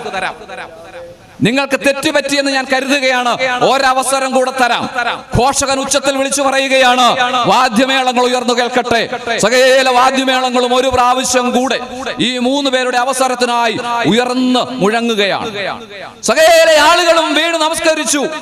നോക്കുമ്പോൾ ലേശവും കുലുക്കമില്ല. മുൻപത്തെ പോലെ തന്നെ 3 പേർ നിവർന്നു നിൽക്കുകയാണ്. രാജാവിന്റെ കോപം ഇരട്ടിച്ചു. അവൻ പറഞ്ഞു, തീയുടെ ജ്വാലയുടെ ശക്തി വർദ്ധിപ്പിക്കുക, 7 മടങ്ങായി കൂട്ടുക, അവരുടെ കയ്യും കാലും കെട്ടി തീച്ചുളയിലേക്ക് എറിയുക എന്ന് പറഞ്ഞു. അങ്ങനെ തന്നെ കിങ്കരന്മാർ കയ്യും കാലും കെട്ടി ഹനന്യാവ്, അസര്യാവ്, മീശായേൽ 3 പേരെയും തീച്ചുളയിലേക്ക് വലിച്ചെറിഞ്ഞു. കോപാകുലനായ രാജാവ് ദൂരെ നിന്ന് ആ തീക്കുണ്ടത്തിലേക്ക് സൂക്ഷിച്ചു നോക്കി. അദ്ദേഹം നോക്കുമ്പോൾ ചില ആളുകൾ എഴുന്നേറ്റ് നടക്കുന്നു. കോപാകുലനായ രാജാവ് എണ്ണി 1 2 3 4. രാജാവ് പറയുകയാണ്, നമ്മൾ 3 പേരെ അല്ലയോ തീച്ചുളയിലേക്ക് വലിച്ചെറിഞ്ഞത്, ഞാൻ 4 പേരെ കാണുന്നു. നാലാമന്റെ മുഖം ഹല്ലേലൂയ ഒരു ദൈവദൂതന്റെ മുഖം പോലെ തേജസ്സുള്ളതായി കാണുന്നു. Price the Lord. ദൈവവേദല ഒരു കാര്യം ഞാൻ പറയാം. നിന്റെ ജീവിതത്തിൽ നീ തകർന്നുവെന്ന് കരുതുന്ന ഇടത്ത് ഹല്ലേലൂയ, നീ തകർന്നുവെന്ന് കരുതുന്ന ഇടത്ത് ഹല്ലേലൂയ, ശത്രു നിന്റെ സമീപേ ദൈവദൂതന്റെ മുഖം കാണണം. ഹല്ലേലൂയ. അതാണ് വിശ്വാസത്തിന്റെ ആഴം, ഉറപ്പ്. Price the Lord. ഇതിന്റെ കൂടെ ഒരു കാര്യം കൂടെ പറയാം. Price the Lord. സുഖകരമായി കഥ നമ്മൾ കേട്ടല്ലോ. Price the Lord. രാജാവ് അവരെ വിളിച്ചിട്ട് ചോദിക്കുന്നുണ്ട്, നിങ്ങൾ എന്തുകൊണ്ടാണ് കുറച്ച് മുമ്പേ അല്ലെ ആദ്യമത്തെ സംഭവം നിങ്ങൾ വീണ് നമസ്കരിക്കാതിരുന്നത്? അവർ പറയുന്ന മറുപടി 3-ാം അധ്യായം 17-ാമത്തെ വാക്യം സാർ ഇവിടുന്ന് പറഞ്ഞു. എന്താണെന്നറിയാമോ? ഞങ്ങൾ സേവിക്കുന്ന ഞങ്ങളുടെ യഹോവയ്ക്ക് നിന്റെ തീച്ചൂളയിൽ നിന്ന് ഞങ്ങളെ വിടുവിക്കുവാൻ കഴിയും. Price the Lord. അവർ പറയുന്ന മറുപടി, ഞങ്ങളുടെ ദൈവത്തിന് നിന്റെ തീച്ചൂളയിൽ നിന്ന് ഞങ്ങളെ വിടുവിക്കുവാൻ കഴിയും. Price the Lord. സാറേ, വിശ്വാസത്തിന് തീർച്ചയായി എനിക്ക് തോന്നിയില്ല കേട്ടോ. അതിന്റെ തൊട്ടടുത്ത വാക്യം എന്താണെന്നറിയാമോ? എന്നെ ഞെട്ടിച്ചു കളഞ്ഞ വിശ്വാസത്തിന്റെ വാക്കുകൾ. അതിന്റെ അടുത്ത വാക്ക് എന്താണെന്നറിയാമോ? 18-ാമത്തെ വാക്യത്തിൽ പറയുന്നത്, തീച്ചൂളയിൽ നിന്ന് വിടുവിച്ചില്ലെങ്കിലും. Praise the lord. തീച്ചൂളയിൽ നിന്ന് വിടുവിച്ചില്ലെങ്കിലും നിന്റെ ബിംബത്തെ നമസ്കരിപ്പാൻ ഞങ്ങൾക്ക് മനസ്സില്ല. Price the lord. തീച്ചൂളയിൽ നിന്ന് വിടുവിച്ചില്ലെങ്കിലും. Praise the lord. ആർക്ക് പറയാൻ പറ്റും? Price the lord. ആർക്ക് പറയാൻ പറ്റും? നിങ്ങൾ പറയുമോ? ഈ കഴിഞ്ഞ ദിവസം ഞാൻ താമസിക്കുന്ന വീടിനടുത്ത് നടന്നൊരു സംഭവം ഉണ്ട്. ഞാൻ എൻ്റെ കുഞ്ഞുങ്ങളെ CMS കോളേജിലും കോളേജ് സ്കൂളിലും രാവിലെ കൊണ്ടുവിടുകയാണ്. കൊണ്ടുവിട്ടിട്ട് തിരികെ വരുമ്പോൾ പുതുപ്പള്ളി വലിയ പള്ളിയുടെ സമീപത്ത് എനിക്കൊരു സുഹൃത്തുണ്ട്. അദ്ദേഹത്തിൻ്റെ കടയുണ്ട്. അവിടെ കയറിയിരുന്ന് അപ്പോൾ ഒന്ന് സംസാരിക്കും. ഒരു ചായയൊക്കെ കഴിച്ചിട്ടാണ് ഞാൻ തിരിച്ചു വരുന്നത്. അങ്ങനെ കുഞ്ഞുങ്ങളെ അവിടെ കൊണ്ടുവിട്ട് ഞാൻ തിരികെ വരുന്നതായ സമയത്ത് ഈ കടയിൽ കയറാൻ തുടങ്ങുമ്പോൾ എൻ്റെ ഭാര്യ എന്നെ വിളിച്ചു. എന്നോട് പറഞ്ഞു, എവിടെയായി? ഞാൻ പറഞ്ഞു, എൻ്റെ പുതുപ്പള്ളിയിലായി. പെട്ടെന്ന് വരാമോ? ഒരാൾ ഇവിടെ വന്ന് നിൽക്കുന്നു. എന്തിനാണ്? ഒരമ്മാമയാണ്. അതായത് അവരുടെ വീടിന് കട്ടിള വെക്കണം. അച്ഛൻ വരാമെന്ന് പറഞ്ഞിട്ട് വന്നില്ല. അതുകൊണ്ട് നമ്മുടെ വീട്ടിലേക്ക് ഓടി വന്നാണ്, വന്ന് വെക്കാമോ? ഞാൻ പറഞ്ഞു, ഞാൻ വരാം. അതിശീഘ്രം എൻ്റെ കൂട്ടുകാരൻ്റെ സന്തോഷം അല്പസമയം എനിക്ക് കിട്ടണ്ട, അതെല്ലാം നഷ്ടപ്പെടുത്തി ഞാൻ വളരെ വേഗം വണ്ടി ഓടിച്ച് വീട്ടിലെത്തി അവരുടെ ഭവനത്തിലേക്ക് ചെന്നപ്പോൾ CSIക്കാരല്ല കേട്ടോ. അവിടെ ചെന്നപ്പോൾ കട്ടളവെപ്പ് കഴിഞ്ഞു. ഇതൊക്കെ പറയാൻ വേണ്ടിയാണ് ഞാനിവിടെ വന്നത്. വേദപുസ്തകം ഇന്ന് എങ്ങനെ ക്രിയേറ്റ് ചെയ്യുന്നു, വേദപുസ്തകം ഇന്ന് എവിടെ നിൽക്കുന്നു, സുവിശേഷം ഇന്ന് എവിടെ നിൽക്കുന്നു, ഇത് പറയാൻ വേണ്ടിയാണ് ഞാൻ സുവിശേഷ പ്രഘോഷണത്തിനായിട്ട് പോകുന്നത് തന്നെ. Price the Lord. നോക്കൂ, കട്ടള വെച്ച് കഴിഞ്ഞു.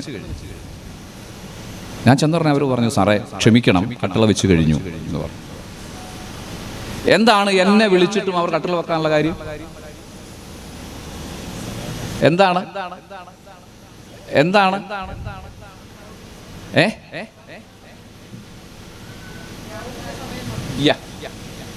നമുക്കെല്ലാവർക്കും അറിയാം, ഒരു സമയം കുറിച്ച് തന്നിട്ടുണ്ടായിരുന്നല്ലോ. ആ സമയത്തത് വെക്കണം. ക്രൈസ്തവ വിശ്വാസികളോട്, വേദപുസ്തകം വിശ്വസിക്കുന്നവരോടെയുള്ള എൻ്റെ സംസാരം ഈ വിഷയത്തെ സംബന്ധിച്ച്. എന്തുകൊണ്ട് നിങ്ങളുടെ അച്ഛൻ വരുന്നത് വരെ കാത്തിരിക്കുവാൻ നിങ്ങൾക്ക് കഴിയുന്നില്ല? നിങ്ങളുടെ ഉപദേശം വരുന്നത് വരെ നിങ്ങൾക്ക് എന്തുകൊണ്ട് കാത്തിരിക്കാൻ പറ്റുന്നില്ല? തീച്ചൂളയിൽ നിന്ന് ഞങ്ങളെ വിടുവിച്ചില്ലെങ്കിലും, പ്രൈസ് ദി ലോർഡ്, ഈ വീടിന്റെ പണി പൂർത്തീകരിച്ചില്ലെങ്കിലും, റവറൻഡ് സാം മാത്യു റോയ് അച്ഛൻ വരുന്നത് വരെ ഞങ്ങൾ ഇരിക്കും. നിങ്ങൾ എത്ര നിർബന്ധിച്ചാലും ഞങ്ങളുടെ അച്ഛൻ വരട്ടെ.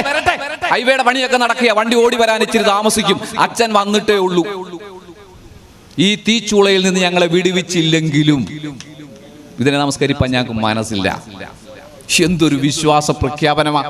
Price the lord. വീടിന്റെ കട്ടള വെച്ച് കഴിഞ്ഞാൽ, അടിത്തറ കെട്ടിക്കഴിഞ്ഞാൽ, കട്ടള വെച്ച് കഴിഞ്ഞാൽ പിന്നെന്താ ചെയ്യുക? അടുത്ത പരിപാടി എന്താ? എവിടുന്നെങ്കിലും ഒരു പച്ചച്ചെടി ഉണ്ടല്ലോ, എന്തോ അതിൻ്റെ പേര്, ഞങ്ങളുടെയൊക്കെ പ്രദേശം കള്ളിപ്പാല എന്ന് പറയും. ആ കള്ളിപ്പാല കൊണ്ടൊന്ന് കെട്ടിയിടാറുണ്ടോ? എന്തൊരു പാട്ടാ! പള്ളിയിലൊക്കെ എത്ര വീറോടാ വാദിക്കുന്നറിയോ എഴുന്നേറ്റ് നിന്ന്. എന്താ വാദിക്കുന്നറിയാമോ? സാറേ കണക്ക് പാസ്സാക്കാൻ വരണ്ടേ? കഴിഞ്ഞ മാസം ഞാനൊരു മുട്ട കൊണ്ടു തന്ന് ലേലം ചെയ്തതിന്റെ 3 രൂപ 50 പൈസ ഉണ്ടല്ലോ, കാണുന്നില്ലല്ലോ. അത് ഞങ്ങൾ എങ്ങനെങ്കിലും അങ്ങ് തരാം. നീ ആദ്യമേ എന്റെ ദൈവത്തെ വെല്ലുവിളിച്ച് നിന്റെ വീടിന്റെ മുൻപിൽ കെട്ടിയിട്ടിരിക്കുന്ന ചെടിയെ കുറിച്ച് നീ ഒരു കാര്യം ഒന്ന് പറഞ്ഞേ. CSI ക്രിസ്ത്യാനികൾ എന്ന് പറഞ്ഞ ആരാ? ഈ സമൂഹത്തിൽ സമൂലമായ മാറ്റം കൊണ്ടുവന്ന വലിയൊരു ജനതയാണ്. ഒരു അന്ധവിശ്വാസത്തെ പ്രോത്സാഹിപ്പിക്കുന്ന സംഗതികളും CSI വിശ്വാസത്തിൽ ഇല്ല. അതുകൊണ്ട് CSIക്കാർ ആരാണ്? സത്യവിശ്വാസത്തിന്റെ കാവലാളുകളാണ് നിങ്ങൾ. Price the Lord.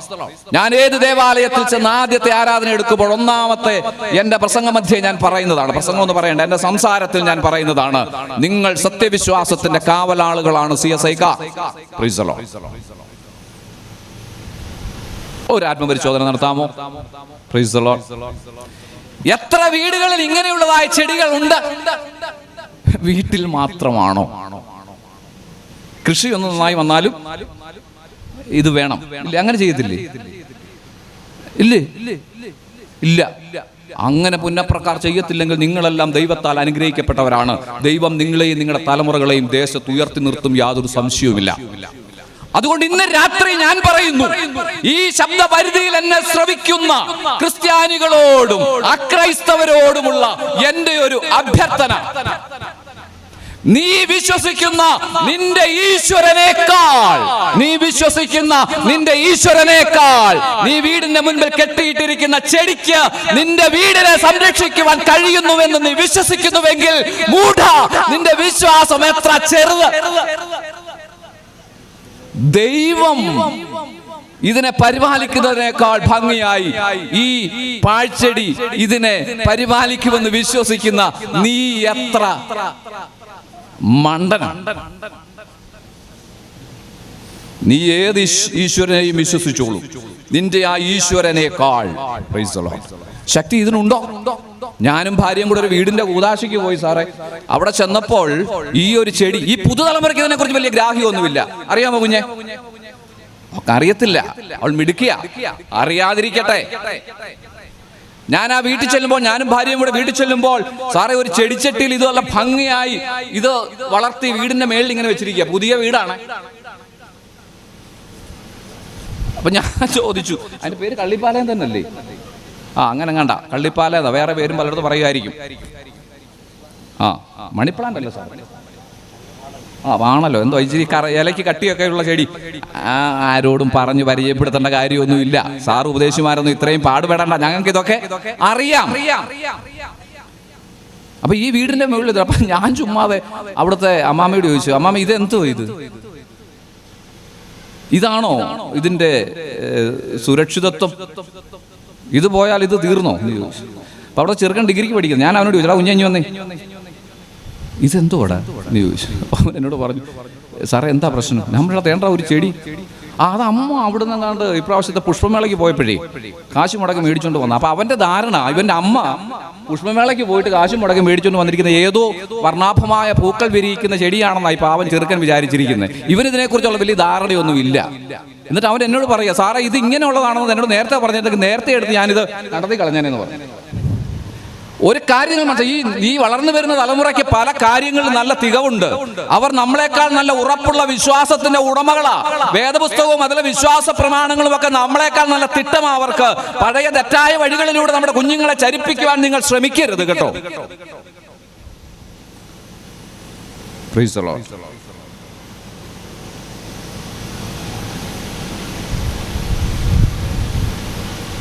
അച്ഛാ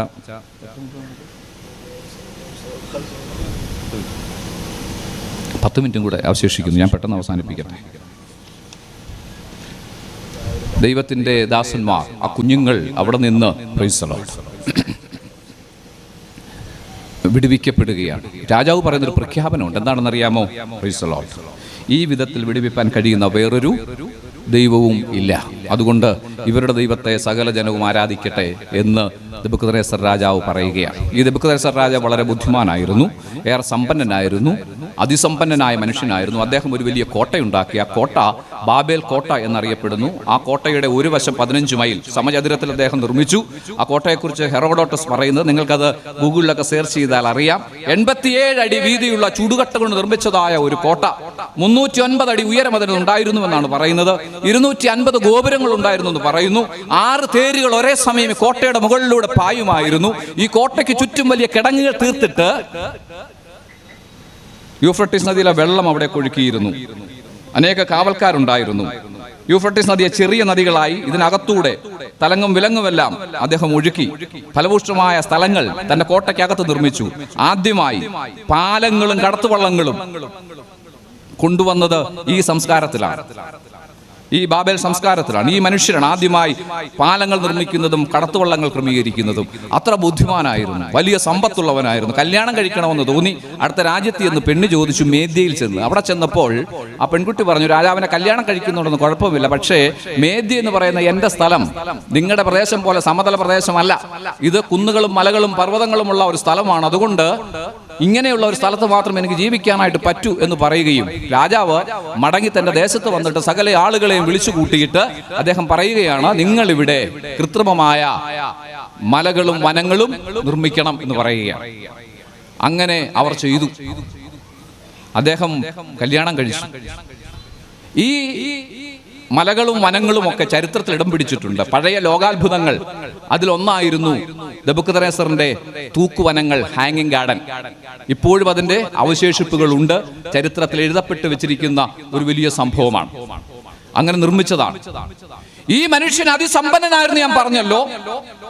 അദ്ദേഹം ധാരാളം ഈ പ്രവാസി അടിമകളായ അനേക ആളുകളെ കൊണ്ടുവന്നിരുന്നു. കൊല്ലപ്പണിക്കാരും ആശാരിപ്പണിക്കാരും ഒക്കെ ഉണ്ടായിരുന്നു. മുമ്പേ പറഞ്ഞ കോട്ടയ്ക്ക് വലിയ ബന്ധവസത്തെ അദ്ദേഹം നിർമ്മിച്ചിരുന്നു. അവിടെ താമ്രവാതിലുകളും ഇരുമ്പോടാമ്പലുകളും ഒക്കെ സ്ഥാപിച്ചിട്ടുണ്ടായിരുന്നു. ഇദ്ദേഹം ഈ കോട്ടയുടെ മുകളിൽ നിന്നിട്ട് വേദപുസ്തകത്തിൽ പറയുന്നു, ഒരു ദിവസം ഇതെല്ലാം അദ്ദേഹം നോക്കിക്കാണുകയാണ്. എന്നിട്ട് അദ്ദേഹം വിളിച്ചു പറയുകയാ, എന്താണെന്ന് അറിയാമോ?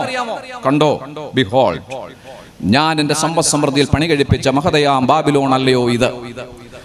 തന്റെ സകല സമ്പത്തുകളും തന്റെ നിർമ്മാണ പദ്ധതികളും എല്ലാം കണ്ടിട്ട് ഈ കോട്ടയുടെ മുകളിൽ നിന്നുകൊണ്ട് നെബൂഖദ്നേസർ രാജാവ് ഉച്ചത്തിൽ വിളിച്ചു പറയുകയാണ്, കണ്ടോ, ഞാൻ എന്റെ സമ്പദ് സമൃദ്ധിയിൽ പണി കഴിപ്പിച്ച മഹതിയാം ബാബിലോൺ അല്ലയോ ഇത്. വേദപുസ്തക വാക്യം ഇത് പറഞ്ഞു തീരുകയും നെബൂഖദ്നേസർ ഒരു കാളയെ പോലെ പുല്ല് തിന്നുവാനായിട്ട് തുടങ്ങി. ഇത് പറഞ്ഞു തീരുകയും നെബൂഖദ്നേസർ ഒരു കാളയെ പോലെ പുല്ല് തിന്നുവാനായിട്ട് തുടങ്ങി. അവൻ തന്റെ മഹത്വത്തിൽ നിർമ്മിച്ച ആ വനത്തിലെ ഒരു മരത്തിൽ അവനെ ചങ്ങലക്കിട്ടു. തീർന്നു. നീ എന്തിലാണ് അഹങ്കരിക്കുന്നത്? Praise the lord. നീ എന്തിലാണ് അഹങ്കരിക്കുന്നത്? എന്തിലാണ് അഹങ്കരിക്കുന്നത്? സൗന്ദര്യത്തിലോ, സമ്പത്തിലോ, വിദ്യാഭ്യാസത്തിലോ? മതിമറന്ന് ഉച്ചത്തിൽ വിളിച്ചു പറഞ്ഞപ്പോൾ നിമിഷ നേരം കൊണ്ട് കാളയെ പോലെ നെബൂഖദ്നേസർ പുല്ല് തിന്നുവാനായിട്ട് തുടങ്ങി. Price the Lord. അടുത്ത ഭാഗം കൂടെ പെട്ടെന്ന് പറഞ്ഞ് അവസാനിപ്പിക്കട്ടെ. ശേഷം ബെൽഷസ്സർ വരുന്നുണ്ട് അധികാരത്തിലേക്ക്. നെബൂഖദ്നേസറിന്റെ പൗത്രൻ, മഹാകുടിയൻ. വേദപുസ്തകം പറഞ്ഞിരിക്കുന്നത് ഒരു ദിവസം ഇവൻ 1000 മഹത്തുക്കളെ വിളിച്ചു ചേർത്ത മദ്യപാനം നടത്തും. വെപ്പാട്ടിമാരെ വിളിക്കും, തന്റെ രാജകിങ്കരന്മാരെ വിളിക്കും. സ്ഥിരം പരിപാടി ബെൽഷസ്സറിന്റെ മദ്യപാനം തന്നെ. സമയമില്ലാത്തതുകൊണ്ടാണ് ഓടിച്ചു പറയുന്നത്. ഇവൻ അവസാനം ചെയ്ത ഒരു പരിപാടി, ഇവൻ മദ്യപിച്ചുകൊണ്ടിരിക്കുമ്പോൾ ഇവന് ഒരു പുതിയ ആലോചന. അങ്ങനെയാണല്ലോ, മദ്യപിച്ച് കഴിയുമ്പോൾ പുതിയ ആലോചനകളൊക്കെ വരും. കഴിഞ്ഞ ദിവസം കണ്ട ഒരു വീഡിയോ ഉണ്ടല്ലോ, ഒരു 10-40 ഗ്ലാസ് എറിഞ്ഞ് കുടിക്കുന്നത് കണ്ടല്ലോ അല്ലേ? എറിയുന്നത് കണ്ടല്ലോ. അപ്പൊ ഞാൻ അതിൻ്റെ അടി വെറുതെ ഒരു കുറിപ്പ് എഴുതി, വീട്ടിലിരുന്നിരുന്നെങ്കിൽ എന്ന് എഴുതി. ഇന്നലെ കൺവെൻഷൻ അവിടെ വെച്ച് ഞാൻ എൻ്റെ ഫോൺ നോക്കുമ്പോൾ ഉണ്ടോ ഇഷ്ടം പോലെ റിപ്ലൈ, മുഴുവൻ ചീത്തയാ. തമ്പി വീട്ടിൽ നിന്ന് ഇറങ്ങത്തില്ലല്ലോ എന്നൊക്കെയാ പറയുന്നത്. നീ അങ്ങ് വീട്ടിലിരുന്നോ എന്നാ പറയുന്നത്. മദ്യപാന്മാരുടെ ഒരു യൂണിറ്റി. ഇതൊക്കെ കാണുന്ന നമുക്കൊരു സന്തോഷമേ ഉള്ളൂ കേട്ടോ. അപ്പൊ എന്തായാലും നോക്കിക്കേ, മദ്യപിച്ച് കഴിഞ്ഞപ്പോൾ പുതിയ പുതിയ ആലോചനകൾ വരികയാണ്. ഇവിടെ ഇദ്ദേഹത്തിന്റെ ആലോചന, നമുക്കങ്ങനെ ആലോചന വരാറുണ്ടോ? നമുക്ക് ചില ആലോചനകൾ വരാറുണ്ട്. എന്താണെന്നറിയാമോ? മദ്യപിക്കുന്ന ആളുകളുടെ ഒരു വിശേഷം എന്താണെന്നറിയാമോ? അവൻ നന്നായി മദ്യപിക്കും, എന്നിട്ട് അവൻ വെറുതെ അങ്ങ് ആഗ്രഹിക്കും, എന്ത്, മക്കളാരും എൻ്റെ കുഞ്ഞുങ്ങളാരും കുടിക്കരുത്. അങ്ങനെ ചിന്തിക്കുന്നവരുണ്ടോ ഇവിടെ? ഭൂലോക കുടിയനാ. എന്നിട്ട് ഇവൻ ചുമ്മാതങ്ങ് ആഗ്രഹിക്കുക, എൻ്റെ കുഞ്ഞുങ്ങളാരും കുടിക്കരുത്. നാട് മുഴുവൻ ചീത്ത പറഞ്ഞ് നടക്കുക, എൻ്റെ കുഞ്ഞുങ്ങളാരും ചീത്ത പറയരുത്. ക്വാളിറ്റി വേണം കേട്ടോ. Price the Lord.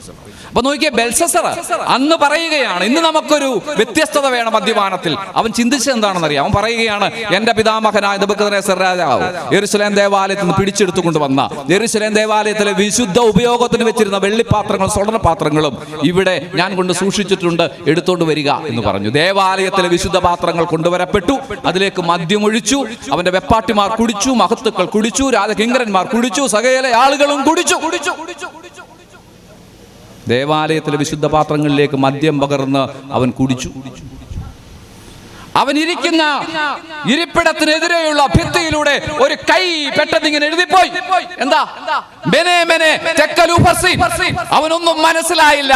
വേദപുസ്തകം പറയുന്നു, അവന്റെ ഇടുപ്പഴിഞ്ഞു, അവന്റെ മുട്ടടിച്ചു, അവൻ ബലഹീനനായി മാറി. അടുത്തു നിന്ന് ആളുകൾ അവനെ താങ്ങി.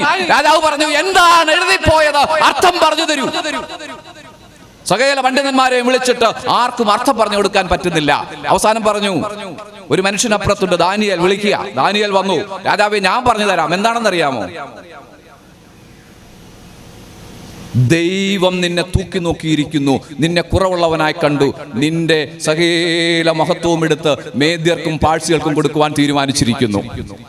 ദൈവം നിന്നെ തൂക്കി നോക്കിയിരിക്കുന്നു. പുന്നപ്രയിൽ വന്നു നിന്ന് പ്രസംഗിച്ചത് കൊണ്ടൊന്നും വിശേഷമില്ല. ഉപദേശി, നിന്റെ ദൈവം തമ്പുരാൻ തൂക്കി നോക്കിയിരിക്കുന്നു. അവന്റെ കണ്ണുകൾ എപ്പോഴും നിന്റെ പിന്നാലെ ഉണ്ട്. നീ എന്ത് ചെയ്താലും ദൈവം അറിയുന്നു. Price the Lord. ദൈവം നിന്നെ തൂക്കി നോക്കിയിരിക്കുന്നു, നിന്നെ കുറവുള്ളവനായി കണ്ടിരിക്കുന്നു, നിന്റെ സകല മഹത്വവും എടുത്ത് മേദ്യർക്കും പാഴ്സികൾക്കും കൊടുക്കുവാൻ തീരുമാനിച്ചിരിക്കുന്നു. മറ്റൊരു സംഭവം അപ്പുറത്ത് നടക്കുന്നുണ്ട്. ദൈവം തമ്പുരാൻ കോരശിനെ വിളിക്കുകയാണ്. യെശയ്യാപ്രവചനം 44 അധ്യായം 28 വാക്യത്തിൽ പറയുന്നു, കോരേശ് എന്റെ ഇടയൻ, അവന്റെ ഹിതമൊക്കെ നിവർത്തിക്കും. മുമ്പേ നമ്മൾ പറഞ്ഞില്ലേ, വലിയ കോട്ടകൊത്തളങ്ങൾ നിർമ്മിച്ച് ഇരുമ്പോടാമ്പലുകളും താമ്രവാതിലുകളും സ്ഥാപിച്ചു. യെശയ്യാപ്രവചനം 45 അധ്യായം അതിന്റെ 1, 2, 3 വാക്യങ്ങൾ വായിക്കുമ്പോൾ യഹോവ തന്റെ അഭിഷക്തനായ കോരേശിനോട് ഇപ്രകാരം അരുളി ചെയ്യുന്നു, അവന് ജാതികളെ കീഴടക്കി രാജാക്കന്മാരുടെ അരക്കച്ചകളെ അഴിക്കേണ്ടതിന്, കതകുകൾ അവന് തുറന്നിരിക്കേണ്ടതിന്, വാതിലുകൾ അടയാതിരിക്കേണ്ടതിന് ഞാൻ അവന്റെ വലം കൈ പിടിച്ചിരിക്കുന്നു.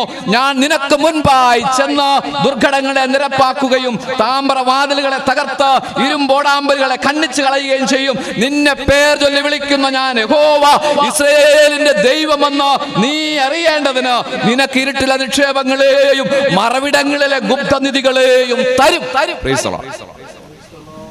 യെരൂശലേം ദേവാലയത്തെ തകർക്കാൻ ശത്രുവിനെ വരുത്തിയ യഹോവ, നെബൂഖദ്നേസറിനെ വരുത്തിയ യഹോവ, നെബൂഖദ്നേസറിന്റെ പൗത്രനെ നശിപ്പിക്കുവാൻ മറ്റൊരാളെ കൊണ്ടുവന്നു. കോരേശ്, കിങ് സൈറസ് കോരേശിനെ കൊണ്ടുവന്നു. കോരേശ് ചെയ്ത് എന്താണെന്നറിയാമോ? ആ രാത്രിയിൽ അവൻ ഈ കിടങ്ങിലേക്കുള്ള യൂഫ്രട്ടീസ് നദിയുടെ ഒഴുക്ക് നിർത്തി അങ്ങ് മുകളിൽ തടയണ കെട്ടി വെള്ളം തിരിച്ചുവിട്ടു. ഉണങ്ങിയ നിലത്തോട് അകത്തു വന്നു. മുമ്പേ പറഞ്ഞതുപോലെ സകല വാതിലുകൾ തുറന്നു കിടക്കുകയാണ്. താമ്രവാതിലുകൾ ഇരുമ്പോടാമ്പലുകൾ തുറന്നു കിടക്കുകയാണ്. എന്താ കാര്യം? രാജാക്കന്മാരും അവന്റെ എല്ലാ പുള്ളികളും മദ്യപിച്ച് കിടക്കുകയല്ലേ, ആർക്കും ബോധമില്ല. ആ രാത്രിയിൽ ആരെയും കൊല്ലാതെ ഒരാൾ മാത്രം കൊല്ലപ്പെട്ടു. ആ രാത്രിയിൽ തന്നെ വേദപുസ്തക വാക്യം, ആ രാത്രിയിൽ തന്നെ ബെൽസസർ കൊല്ലപ്പെട്ടു. Praise the Lord. ഞാൻ പറഞ്ഞ് അവസാനിപ്പിക്കുക കേട്ടോ.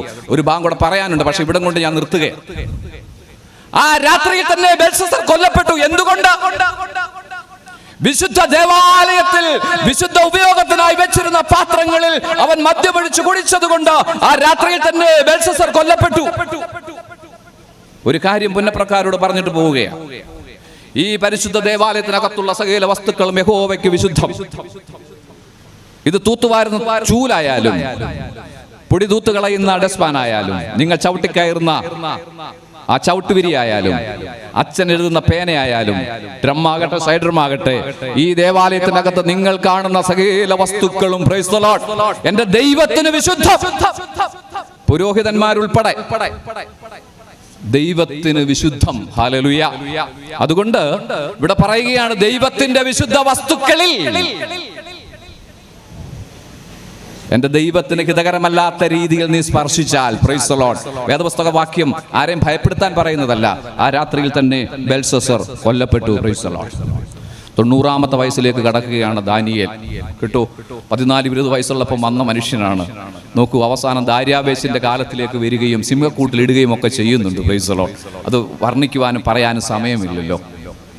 അവസാനം സംഭവിക്കുന്നത് തൻ്റെ ജീവൻ അപകടത്തിലായെന്നറിഞ്ഞപ്പോൾ അവൻ ഭയപ്പെട്ടില്ല. വേദപുസ്തകത്തിൽ എന്നെ അത്ഭുതപ്പെടുത്തിയ 2 വിശ്വാസത്തിന്റെ തീർച്ചയുള്ള വാക്യങ്ങൾ: ഒന്ന്, തീച്ചൂളയിൽ ഞങ്ങളെ വിടുവിച്ചില്ലെങ്കിലും നിന്റെ ബിംബത്തെ നമസ്കരിക്കില്ല. രണ്ടാമത്തത്, ജീവൻ അപകടത്തിലായെന്നറിഞ്ഞപ്പോൾ അവൻ ചെയ്തത് പതിവ് പോലെ പ്രാർത്ഥിച്ചു. പതിവ് പോലെ പ്രാർത്ഥിച്ചു. മുമ്പേ ഞാൻ പറഞ്ഞില്ലേ, ഈ പുതിയ കാലഘട്ടത്തിൽ ചില കാര്യങ്ങൾ നിങ്ങളോട് പറയുവാൻ തന്നെയാ ഞാൻ വന്നത്. നോക്കൂ, അവൻ പതിവ് പോലെ പ്രാർത്ഥിച്ചു. ജീവൻ നഷ്ടപ്പെടുന്നു എന്ന് കരുതിയപ്പോൾ, സിംഹക്കൂട്ടിലേക്ക് എന്നെ ഇടുമെന്ന് കരുതിയപ്പോൾ അവൻ പതിവ് പോലെ തന്നെ പ്രാർത്ഥിച്ചു. അവനൊട്ടും ഭയപ്പെട്ടില്ല. ഇന്നലെ ദൈവവേദന എങ്ങനെയായിരുന്നോ അങ്ങനെ തന്നെയാ ഇന്നും. മനസ്സിലായില്ലേ? ഒന്നും കൂടെ വിശദീകരിക്കാം. ജീവിതത്തിൽ ഭാരവും പ്രയാസവും വരുമ്പോൾ ഒരു 10 ഉപവാസ പ്രാർത്ഥന വെച്ചേക്കാം എന്ന് പറഞ്ഞില്ല. അവൻ ഇന്നലെ എങ്ങനെ ആയിരുന്നു അങ്ങനെ തന്നെ ഇന്നും. തികവുള്ള വിശ്വാസി, തീർച്ചയുള്ള വിശ്വാസി. Price the Lord. അവൻ വിശ്വസിക്കുന്ന ദൈവം, നീ വിശ്വസിക്കുന്ന ദൈവം നിന്നെ നിന്റെ തലമുറയെ വിടുവിക്കുമെന്ന് നിനക്ക് ഉറപ്പുണ്ടെങ്കിൽ നീ ഇന്നലെ ജീവിച്ചതുപോലെ തന്നെ ഇന്നും നീ ജീവിക്കണം. Price the Lord. നമ്മൾ പ്രാർത്ഥന അല്പം നീട്ടും, ഉപവാസം ഇച്ചിരി നീട്ടും. അതാണ് ഞാൻ പറഞ്ഞത്, പുതിയ കാലഘട്ടത്തിൽ വിശ്വാസം എവിടെ നിൽക്കുന്നു, വാദനം എവിടെ നിൽക്കുന്നു. Price the Lord. നമ്മളെക്കാൾ തികവുള്ളവരാണ് പുതിയ തലമുറ. എനിക്ക് അഭിമാനമുണ്ട്. Price the Lord. സാറേ, നിങ്ങൾ കരുതുന്നത് പോലൊന്നും അല്ല. Price the lord. അവസാന വാക്യത്തിലേക്ക് വരുമ്പോൾ ദാനിയേൽ ദർശനം കാണുകയാണ്. അവസാന സമയം, ജീവിതത്തിന്റെ അവസാന നാളുകൾ, ദർശനം കാണുകയാണ്. നദീതീരത്ത് അപ്പുറത്തും ഇപ്പുറത്തും ശണവസ്ത്രം ധരിച്ച് 2 പേർ നിൽക്കുന്നു, ദൂതന്മാർ നിൽക്കുന്നുണ്ട്. നദിയുടെ നടുക്ക് ഒരു മനുഷ്യൻ നിൽക്കുന്നുണ്ട് ശണവസ്ത്രം ധരിച്ചിട്ട്. അപ്പോൾ ദാനിയേൽ ചോദിക്കുകയാണ്, അവസാനം എന്താകും? പടുവൃദ്ധനായ ദാനിയേൽ, സിംഹക്കൂട്ടിലെടുത്ത ദാനിയേലിന്റെ വർണ്ണന വന്നു കഴിഞ്ഞാൽ നിങ്ങൾക്കറിയാം, മുടിയൊക്കെ നരച്ച്, ജരാനര ബാധിച്ച്, തൊലിയൊക്കെ ചുക്കിച്ചുളിഞ്ഞ് പടുവൃദ്ധനായ മനുഷ്യൻ മേളിൽ താഴേക്ക് വരുന്നു കേട്ടോ. ദൈവം കാത്തു. ഈ പടുവൃദ്ധനായ മനുഷ്യൻ തന്റെ അവസാന നാളുകളിൽ കാണുന്ന ദർശനം, ജീവിതത്തിന്റെ അവസാന നാളുകളിൽ കാണുന്ന ദർശനം, ചോദിക്കുകയാണ് അവസാനം എന്താണ്? പറയുകയാണ്, നീ പുസ്തകം അടച്ചു വെച്ച് സ്വസ്ഥമായിരിക്കുക. എന്നിട്ട് പറയുന്നു, ദാനിയേലേ, നീയോ അവസാനം വരുവോളം പോയി വിശ്രമിക്കുക. കാലാവസാനത്തിങ്കൽ നിന്റെ ഓഹരി ലഭിപ്പാൻ നീ എഴുന്നേറ്റ് വരും. Price the Lord. വിശ്വാസ തീർച്ച, ദൈവം നിനക്ക് വേണ്ടി വെച്ചിരിക്കുന്ന ആ നീതിയുടെ കിരീടം പ്രാപിപ്പാൻ നീ ഉറപ്പായിട്ടും എഴുന്നേറ്റ് വരും. ഈ വർഷം ഈ കൺവെൻഷൻ ഇന്നിവിടെ തുടങ്ങുമ്പോൾ നിങ്ങളുടെ വിശ്വാസത്തിൽ എന്തെങ്കിലും ഇളക്കമുണ്ടെങ്കിൽ അതിന്ന് ഉറപ്പിച്ചു കൊള്ളണം. Price the Lord. ദാനിയേലിനെ പോലെ എന്നെ വിടുവിക്കുന്ന ഒരു ദൈവമുണ്ട്. ഏത് പ്രതിസന്ധിയുടെ മധ്യത്തിൽ എന്റെ തലമുറയെ അനുഗ്രഹിക്കുന്ന ഒരു ദൈവമുണ്ട്. ഉറപ്പ് ഞാൻ പറയുന്നു, നിങ്ങളുടെ തലമുറ ഈ ദേശത്ത് മലമേൽ ഉയർന്നിരിക്കുന്ന പട്ടണം പോലെയും തണ്ടിന്മേൽ കൊളുത്തപ്പെട്ട വിളക്ക് പോലെയും പ്രശോഭിക്കും. യാതൊരു സംശയവുമില്ല. നിങ്ങളെ തകർക്കുവാൻ ആർക്കും സാധ്യമല്ല. കാരണം നിങ്ങൾ ദൈവത്താൽ അനുഗ്രഹിക്കപ്പെട്ടവരാണ്. കണ്ണുകളെ അടയ്ക്കാൻ പ്രാർത്ഥിക്കാം. ഞങ്ങളെ കരുതുന്ന ഞങ്ങളുടെ നല്ല ദൈവമേ, ഞങ്ങളുടെ വിശ്വാസ ബലഹീനതകളെ ഞങ്ങളോട് ക്ഷമിക്കണമേ. നാഥ, നിനക്ക് വേണ്ടി നിൽക്കുവാൻ, നിനക്ക് വേണ്ടി സാക്ഷിയായി ദേശത്ത് പ്രവർത്തിപ്പാൻ, ദൈവമേ, എത്രത്തോളം പ്രതിസന്ധികൾ വന്നാലും വിശ്വാസത്തിൽ ഉറച്ചു നിൽക്കുവാൻ നീ ഞങ്ങളെ സഹായിക്കണമേ. ദാനിയേലിനെ പോലെ തികവുള്ളവരായി ജീവിപ്പാൻ സ്വർഗമേ ഞങ്ങളെ സഹായിക്കണം. കർത്താവേ, വീണ്ടും ഞങ്ങൾ പ്രാർത്ഥനയുടെ കുറവുകളെ ക്ഷമിക്കണമേ. ഞങ്ങളുടെ കുറവുകളെ ക്ഷമിക്കണമേ. വിശ്വാസത്തിൽ ഞങ്ങളെ ഉറപ്പിച്ചാട്ടെ. ഇന്ന് രാത്രിയിൽ കർത്താവേ, നിന്റെ പരിശുദ്ധ വചനം ഏതെങ്കിലും ഹൃദയത്തിൽ ഇടപെട്ടിട്ടുണ്ടെങ്കിൽ നിന്റെ ഉത്തമ സാക്ഷികളാക്കി നിന്റെ കുഞ്ഞുങ്ങളെ ദേശത്ത് നിനക്കായി എഴുന്നേൽപ്പിക്കണമേ. യേശുവിൻ്റെ നാമത്തിൽ അപേക്ഷിക്കുന്ന ദയവോടെ കേൾക്കണമേ. ആമേൻ.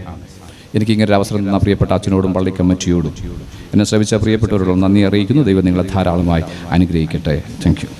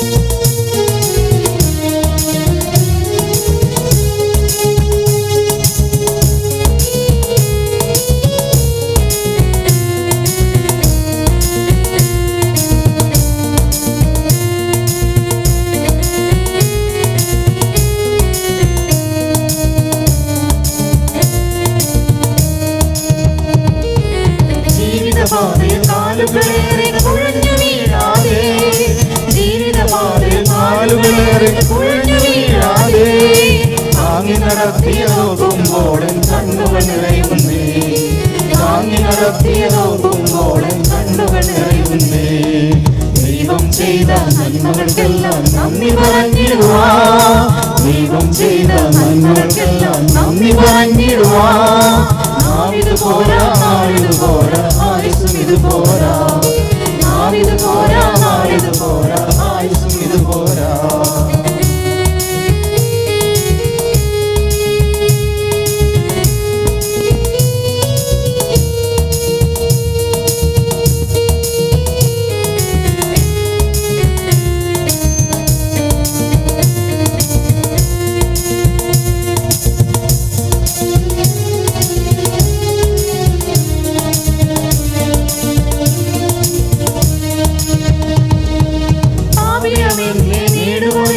കാൽവരിയിൽ തന്നെ, പാപിയവനെ നേടുവാൻ യേശു കാൽവരിയിൽ തന്നെ.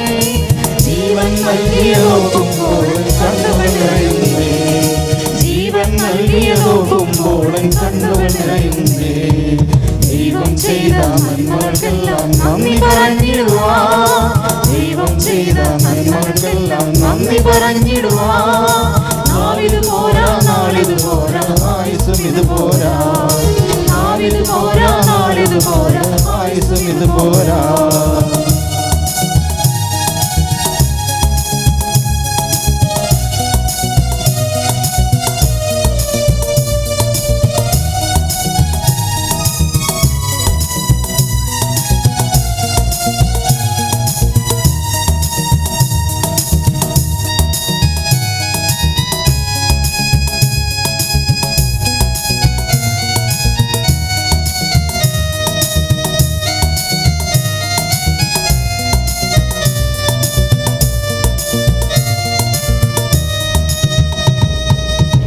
മരുഭൂമിയിൽ നാം ഒരു നാളും തളർന്നു പോകില്ല, ഈ മരുഭൂമിയിൽ നാം ഒരു നാളും തളർന്നു പോകില്ല.